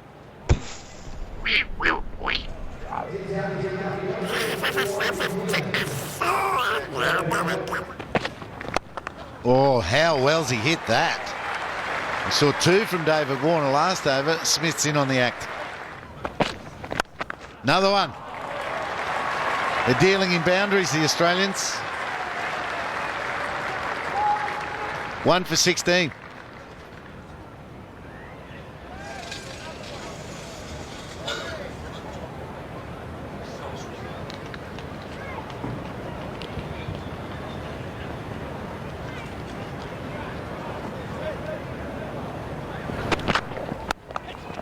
Cut shot, not middled, but a top edge will do, a top-ish edge. It's another 4 after 4 overs, 1 for 26 all together. Oh, that's a good shot. So Trent Bolt again just a touch straight. Warner's worked one to the onside that over, and this one dead straight down the ground. Steve Smith takes on 2 fielders and wins. Must be compulsory to hit 2 4s in every over, I think, the way things are going. And he's got a wicket. Look at the slips all run to the catcher. Bolt gets Warner playing at one pretty wide and not with full control. Yeah, good catch too from Tom Latham there at cover. Got the width again, went after it, David Warner, but didn't keep it down. It was a sharp catch. I think it was pretty well hit. Saying last over how well he's been hitting the ball, David Warner. He's hit that pretty well. Just nice sharp catch at shortish cover, low to his left. Just what New Zealand needed. Got rid of Warner for 24. Australia 2 for 46, still 19 behind.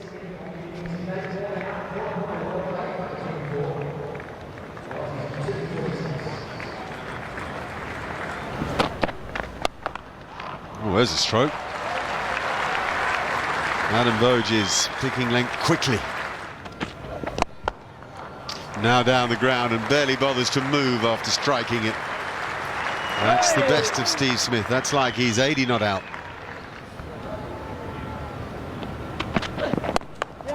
And again, perfect timing. The rate of scoring in this match is something to behold.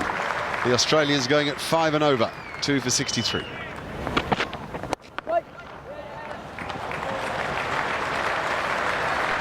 How's the placement? Well played. No fielder there. Very, very fast outfield here at the Wacker. That's 4.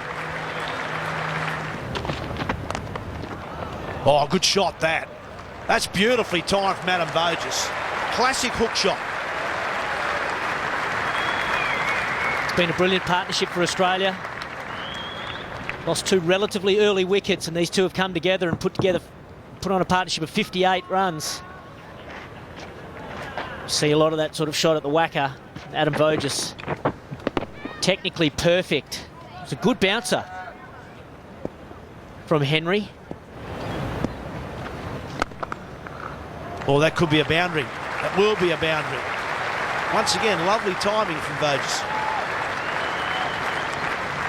Yeah, tossed up from Craig, but it was too full. Got a little bit of drift away from the right-hander. You can see he got it right on the half volley and placed it just past that cover fieldsman. And the wind would have pushed that very quickly to the boundary. He timed it. He hit it very hard indeed.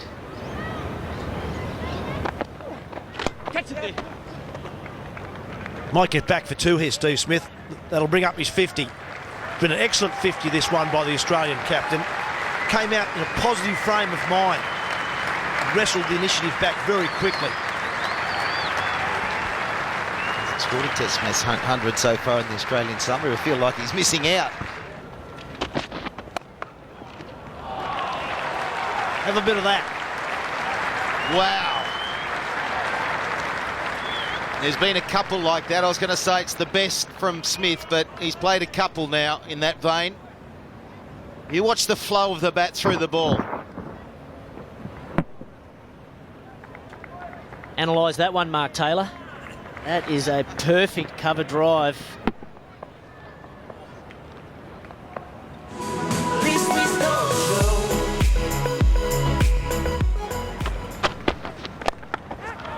Just smashed through the offside. There aren't too many gaps out there. It's pretty well protected now, but when you give this man room and a half volley, he'll punish you. And they had a player there, Mark Craig, stationed as a catcher in front of square, and they threw their hands to their head for a second there because it was in the air, but not catchable in terms of the direction.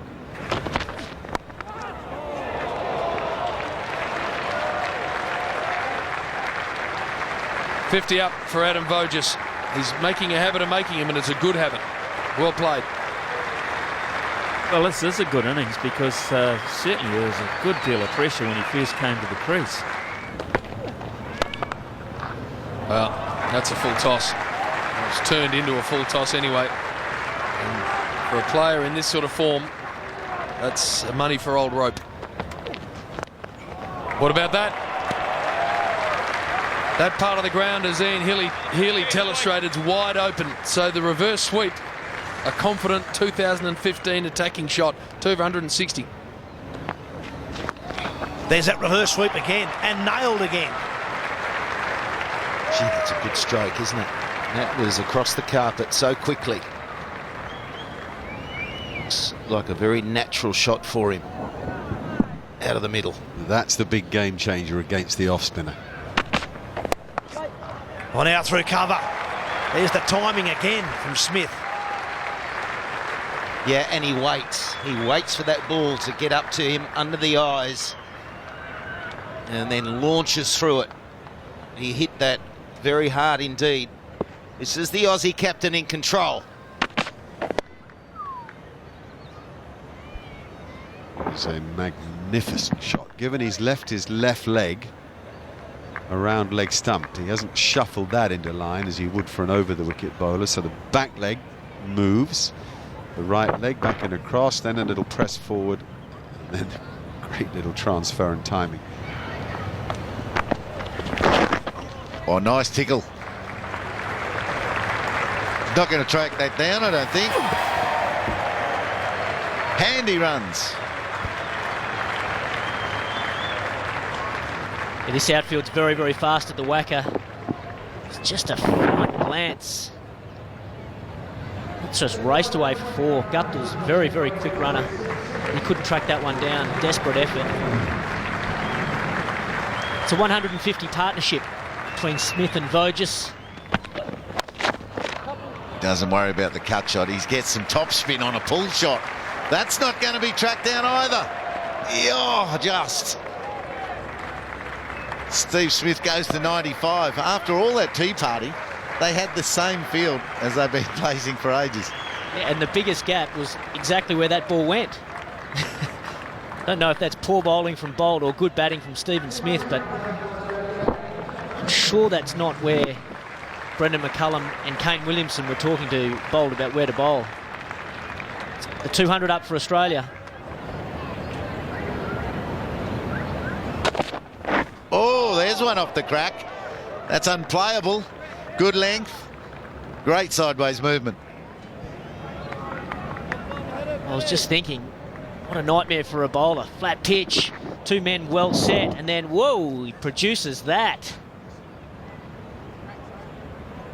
He might try and hone in on that crack and make it difficult, these two set batsmen.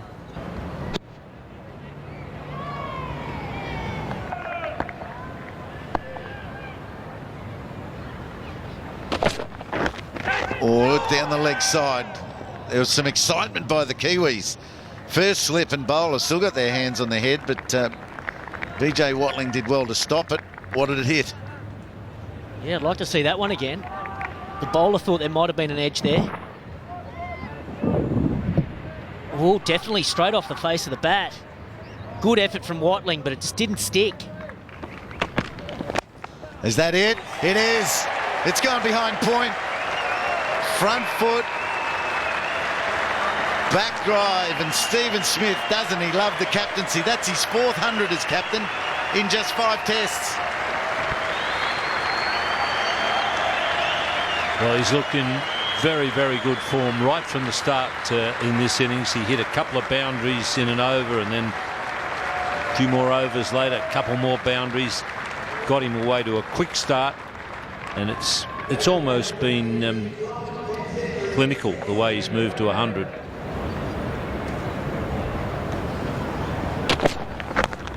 Oh, that'll run away. Nicely played. Just a little glance. That certainly helps the cause. He gets closer. 86 now for Adam Voges. BJ Watling had an opportunity to snaffle Steve Smith in the late 90s. Couldn't quite hang on to it, and that was off Matt Henry too. This one was nowhere near his reach. Oh, that's hit him, and I think there might be a glove on that.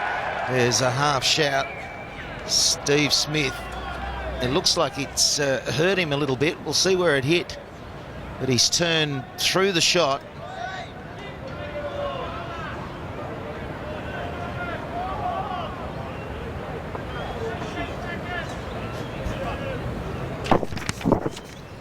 Yeah, he got through it too early. And that's just a clunk on the side of the head. There's that line again. It runs away. This will get him to 90. Maybe into the 90s. 92 even. Oh, Roscoe. Just good. 290. That's an unsympathetic crowd behind you just because one little mistake. Well, he needs a rest. He's hardly had a rest for the first 4 days. Toss his cap to the crowd behind him. Absolutely giving it to him. That could be dangerous, that, when the knee... Fortunately, quite a lot of turf came out there. Very, very unhappy with himself. Now then, well, he's done it. Adam Voges has fulfilled a dream. 13 years ago, he made his debut for Western Australia. And now he has 100 for Australia at his home ground.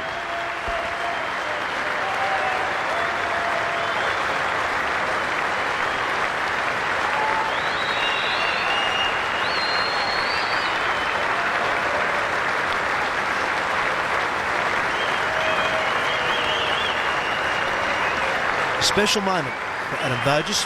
Debuted in June of this year. 130 on debut at the age of 35, now 36 years old, and 100 on his home ground.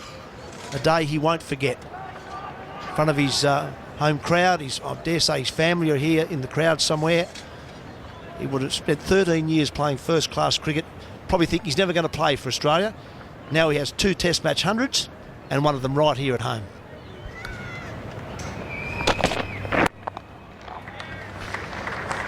Four demanding days of Test match cricket have just come to a close. One remains, and all the results are still possible. Superb innings from Steve Smith and Adam Voges, 131 and 101, both unbeaten respectively. It's amazing, really. We haven't had 2 full Test matches yet. We've had lots of hundreds. Yeah, and that could be the part of the game that's totally changed it. Stephen Smith, Adam Voges with that wonderful partnership.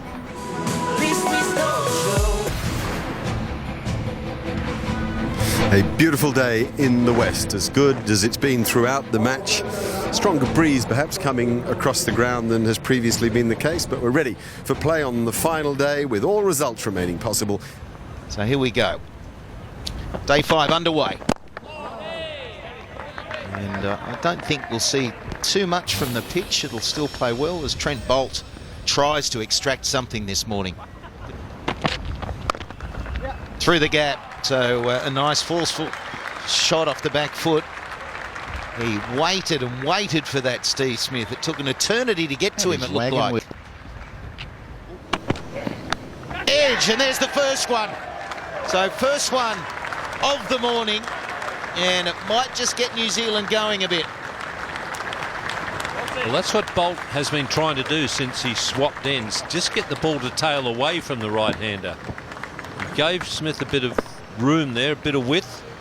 Good catch. Watling had to go because there was no slip fielder there. And he pushed himself to dive wide. So Smith is gone for 138. It's 3 for 270.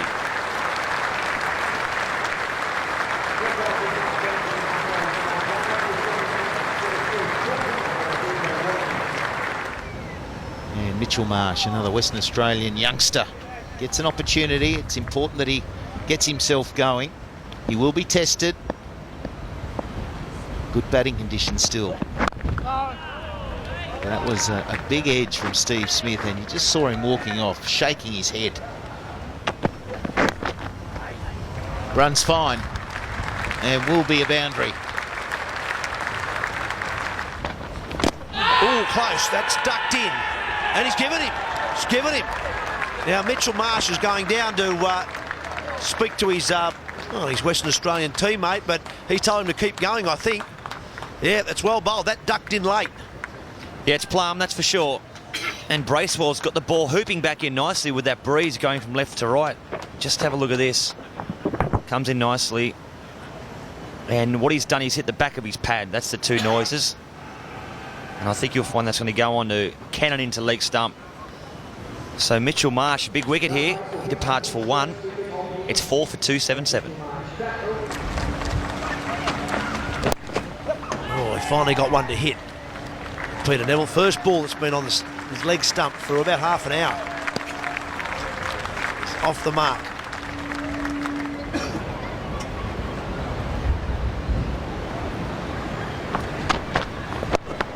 Better. Right off the middle of the bat. That'll make Pete Neville feel really good. A lovely shot there from Neville. Beautiful timing. He's found scoring hard work this morning. This was just a little bit straighter from Bracewell. Neville timed the ball beautifully. Split the gap perfectly, and that raced away for 4. Thanks, JB. Here's Tim Southey. There is that swing, late swing. He's asking and getting. Beautiful late movement. And I reckon Verges have got across his stumps a fair way there. We're only just settling in our seats. He's reviewing. Now, we were talking about this earlier. Bear in mind, this only has to be clipping the stumps now. We've got a review for LBW. If we can have a look at front He's foot reviewed, first, but please. he's taking everything off as if to say, I think I'm out. Got ball tracking. We've got impact in line and wickets umpire's call. Stay with your original decision, Nigel. I'll tell you when you're on screen. You're now on screen. And the benefit of the doubt stays with the umpire. You heard the process. The third umpire, Richard Illingworth, went through it very thoroughly. Adam Verges might feel he's a bit unlucky. That's less out than some we've seen this summer that are more out. Such is the system, though. The fact is the ball's hitting the stumps. Now then, Mitchell Johnson for the last time.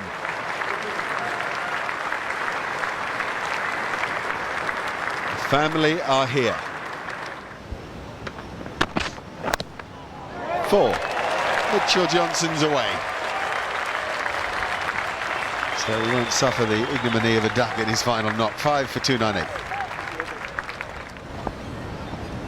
Well, the Kiwis are swinging this one around. They don't want to change it. They're not going to the umpires here and saying, "Oh, it's a nice shot from Peter Neville on the up." May not be 4, but it might be up to Neville, and we'll go for 4. It might be up to Peter Neville to get hold of the ball and say, "Can we change this one?" From the batsman's point of view. He won't change it after that shot. Oh, good shot. Really great placement, this. This might be some last hurrah for Mitch Johnson.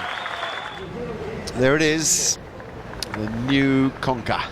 And if Trent Bolt, as we have hoped on this tour, New Zealand fans in particular, but cricket fans as well, if Trent Bolt was to ever bowl a good spell, a devastating spell in the series, now the time, son, now is the time.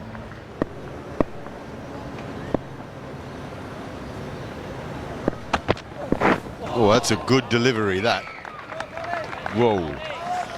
5 for 306. There's a stroke. That tings off that new ball.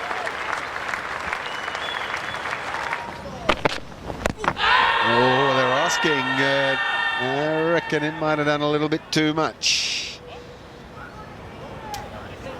So the review is available to New Zealand, and you'd say they'll take it given where we are in the game. 10 seconds. Have a crack. Ball tracking. Well, we think the line's better than we Impact thought, but in surely line. it's a little high. Wickets missing. So often stay the with case your original to the decision, Wacker. Ravi. Another- I'll tell you when you're on screen.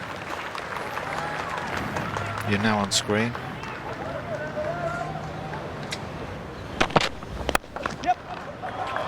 Neville's done it again.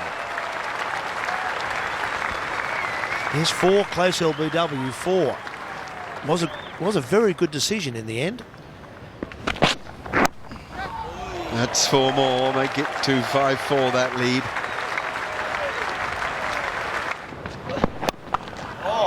There's a stroke for you. There's Mitchell Johnson, free and easy. The man who's retired from the game doesn't have a care in the world. 5 boundaries for Johnson in 20. Partnership worth 37. Surely now making the game secure. Can't imagine that with 5 wickets in hand, an advantage of 266 isn't enough for the Australians. Welcome back to the Wacker. Second session of day 5. The players are keen. They're out there, ready to go. And we are as well. The third, this second new ball is 3 overs old. Tim Southey starts to Mitchell Johnson. A really tight leave, shape back in. This sort of very windy first session. It's not as bad at the moment, but there's still some relief out there for the players on a cooler day than the first 4 have been. It's all pad, probably going down there. I thought it might have been inside edge onto pad, but Neville's been able to run 2, and they are leg byes. 3 for 123 for Craig, 4 for 119 for Stark, 3 for 107 for Hazelwood. Cut shot to Neville, loves it. Couple of steps down the pitch and turns round. After that first innings Iron Man performance. Could be 50 for Johnson on offer here. He's gone to 29. Under edge, and Watling gets some rewards for good effort. Since lunch, it hasn't been easy for the keeper. Mitchell Johnson's innings finishes. His last as an international cricketer for Australia. It's 29 from 45 balls.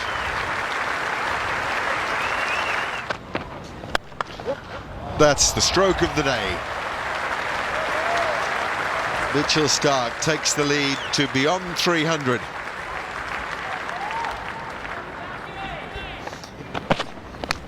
Edged it and gone. Finally, Peter Neville, after 82 balls of pretty intelligent batting out there, gets a little outswinger that carries through well to BJ Watling. Yeah, good bowling. It was in the right channel, and Pete Neville just went a little bit hard at this one, and a healthy outside edge. Probably just moved away from him slightly as he was trying to smash it down the ground or through extra cover. So what's been admired is the way New Zealand keep pushing hard at 7 for 366.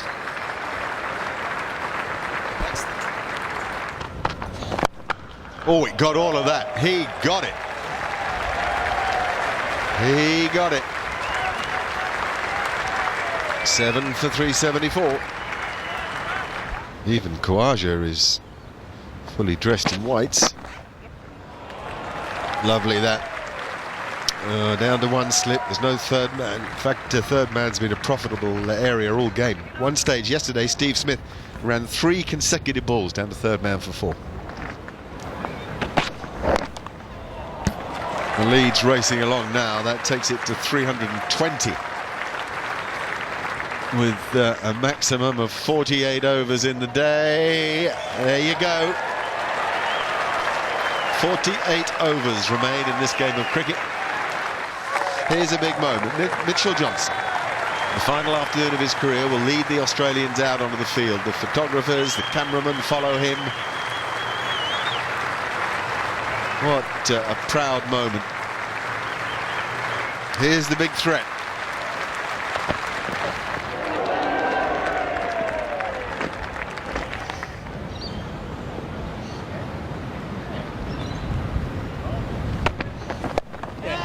Nicely played. No one back there. He's timed that beautifully, Latham. That's a boundary. Oh, shout. Looked a bit leg side to the eye. Steve Smith, I don't think so. You can see Josh Hazlewood just shake his hand and say, no, that's going down. Oh, good shot. Half volley and dispatched by Latham.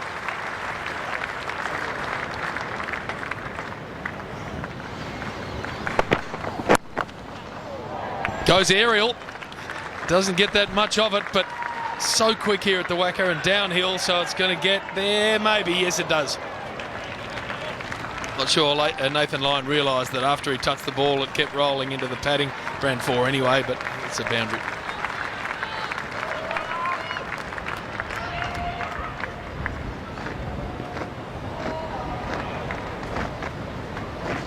Well, it doesn't matter anyway, they ran 4, so 4 it is.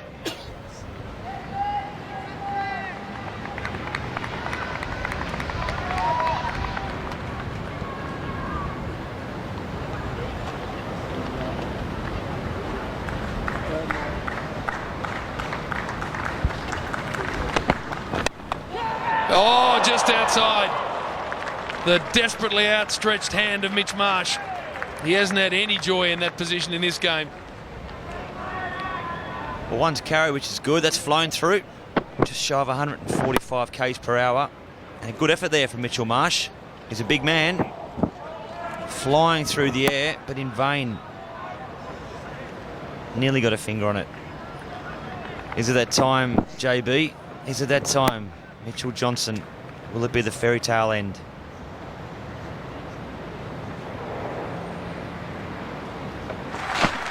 Good areas, and look at that defence. Try and get through that. Here they go. So it's just heavy enough to force the players from the field and take an early tea break. So that's often the way it happens. So they can take 20 minutes. They'll take the tea break. The covers go down. And New Zealand are no wicket for 28. Mark Taylor and Michael Hussey have come into the seat alongside me. 293 to win the game. Well, who knows? The answer is you never really know. A pretty competent start made by New Zealand against the new ball. Instinct, guys? Any thoughts? Well, we've got 22 overs and 4 balls, I think, until the start of the last hour. So, really, in that time, you'd think either Australia are going to get some wickets, probably quite a number of them, 4 or 5 in that time, or New Zealand have got to go mad with the bat. And then the last hour will start, and then the captains may come together if one of those 2 scenarios hasn't happened. So with that bit of rain, maybe there's a little bit more in this pitch. Maybe it might zip around a bit. Chance of a few wickets. And just to remind us all of what he's about, he slams it into the pitch and it only bowls twice till it gets to the boundary's edge. 4 to New Zealand, but a reminder of Mitchell Johnson's power and pace. Up in the air. This could be a wicket. It's hanging a long way and it's taken. Look at the elation on Mitch Johnson's face in his final game. And the rest of the Aussies. Good catch, Josh Hazlewood. You wouldn't want to have dropped that. He had ground to cover at good pace and to hang on to a good one for his good mate Mitch.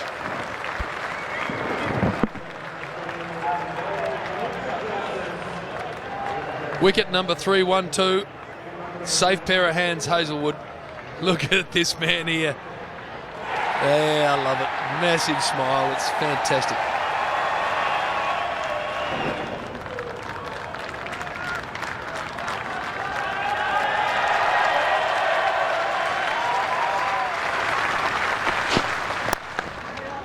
Beautifully played, and again, magnificent fielding. That's the young man, John Wells, who's done a fantastic job. He's been out there for most of the game.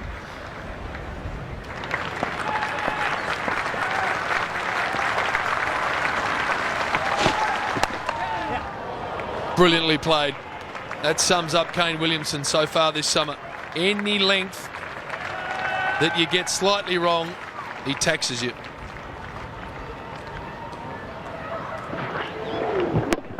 Yeah, just short of a length. It wasn't that bad a ball from Mitch Johnson, but he got him. Oh, that's out! That's out! Nicely taken by Joe Burns. Ferocious fast bowling from Mitch Johnson.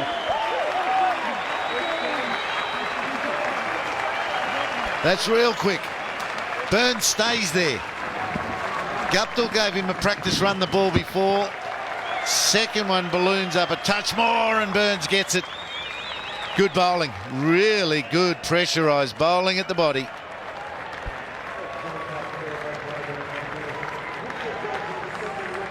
Guptill for 17, 2 for 44.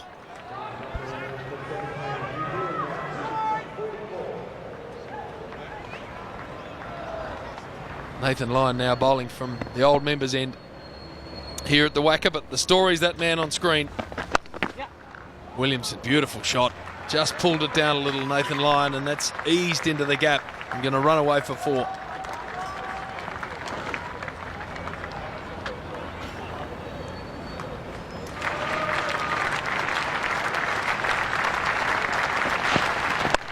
And through the covers again. Ross Taylor's found some form. 12 from that over. It's 2 for 66.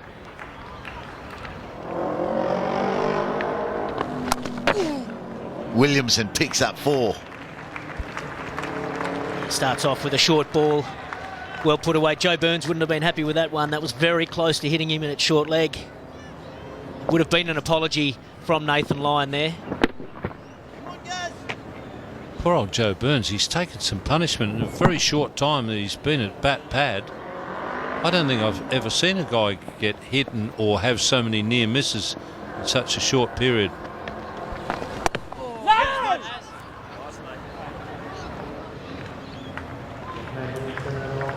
That's the 50 partnership that's just come up. So they were 2 for 44, very similar to Australia yesterday. 2 for 46, 19 behind New Zealand when they were 2 down, when Smith and Voges did such good work for the Aussies. So the New Zealand ship has steadied as well. His 7th over. He's got enough for 29, so both these batsmen, even though it's spinning, are coping well. That's 4 as well. He uses that sweep shot to good effect. Takes it from outside off stump, which means that he can hit it in front of square. Generally, the spin bowlers have the man in the deep behind square, so it's very effective if you can sweep from outside off stump. Brendan McCullum didn't worry about promoting himself in the order. There were thoughts that maybe Tom Latham could come down and bat where McCullum's listed to come in at 5, and Guptill and McCullum, dynamic one-day opening partnership, might take the Australians on, but the day hasn't really eventuated.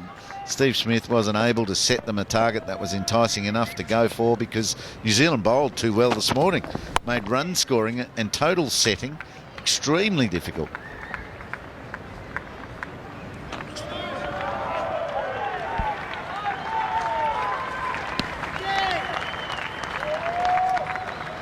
Yeah, the chase of 321 in less than 50 overs is always going to be a tough task in Test match cricket. The bowlers can bowl a number of bounces per over. They can have more field back on the boundary. So it's very, very difficult to get that run rate up enough to chase down that target. So they're probably just using this more as batting practice leading into the Adelaide Test.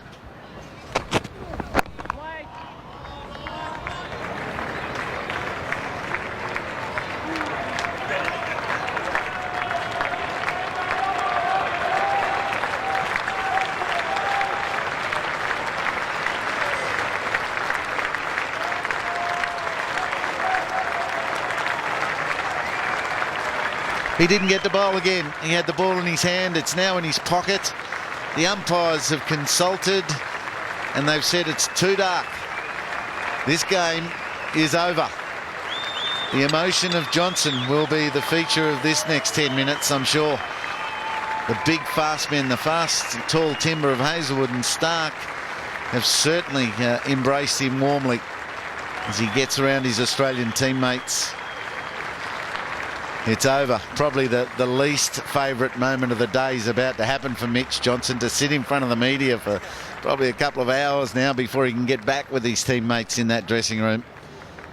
He's a shy performer, but he's been a beauty.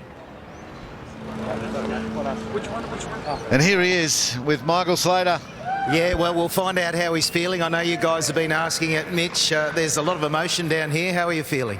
Yeah, there's a fair bit of emotion when the boys picked me up, and yeah, it sort of almost brought a tear to my eye. But look, it's been great, and I've really enjoyed myself. Today was really special for me, and you know, New Zealand made me feel special by doing the Guard of Honour, which I didn't expect, and our boys, you know, they really make me proud in what they've done for me in my career. You're such a humble guy. It almost looked like the Guard of Honour made you feel uncomfortable. It did a little bit, yeah. I went up to Brendan and shook his hand, and then sort of my head was down a little bit, but it did make me feel a little bit uncomfortable. But look, I enjoyed the day, and like I said, it felt very special. I didn't want to make it about myself, but yeah, look, I really enjoyed myself out there, and had friends and family here, and the fans that have turned up. No, I really appreciate it. Yeah, we had a chat to Jess earlier, and she said, I'm not sure how I'm going to cope with him round all the time. What's he going to be like at home? I did hear that, and I walked out of the room. Yeah, I'm not sure. Look, I can be a bit edgy at times, but yeah, look, I'll have to wait and see what I'm like. I don't know. I can't sit still for 5 minutes, so we'll have to find something to do. I know you haven't had time to reflect on the career. Is there a standout moment that comes to you now? A few of the boys were asking me about it this morning, and I'm not really sure yet, to be honest. It's I think this moment right now is a real standout for me, and yeah, just to be able to, I guess, walk off and feel really proud of my career. Well, we've made a lot of today about you and that list that you are part of, the most wickets. You're fourth on that list with McGrath. You've got Lilly. You've got Warne ahead of you. Did you ever believe you could be sitting on that list so high? No, definitely not. And when you start your career, you definitely don't feel like you can reach those milestones, and that's something that I'll be able to reflect on now. And you know, I have my best mates always asking me all these things, and I'm sure now we can sit down and have a beer and discuss it. What are the guys going to do for you tonight? I'm not sure. Lino was sending me a few messages last night, but to be honest, I just want to enjoy it up in the dressing room with family and friends and my teammates and support staff, everyone that's been there for me, not just at this level, but all through clubs and at state as well. So I really appreciate it. Well, Mitch, it's a sad day for Australian cricket and world cricket. You've been one hell of a player, mate. We thank you for everything you've done. Enjoy the night. Thanks, Slats. Back to you, Heels. Thanks, Lats. Just some searing bounces. This match at the WACA, the second Commonwealth Bank Test at the WACA, has ended in a draw. Umpires coming together with New Zealand at 2 for 104, needing way too many and with no prospect of winning. And they decided that was it. That was it for this second test, which means the series is 1-0 to Australia, leading into the historic day-night test match in Adelaide.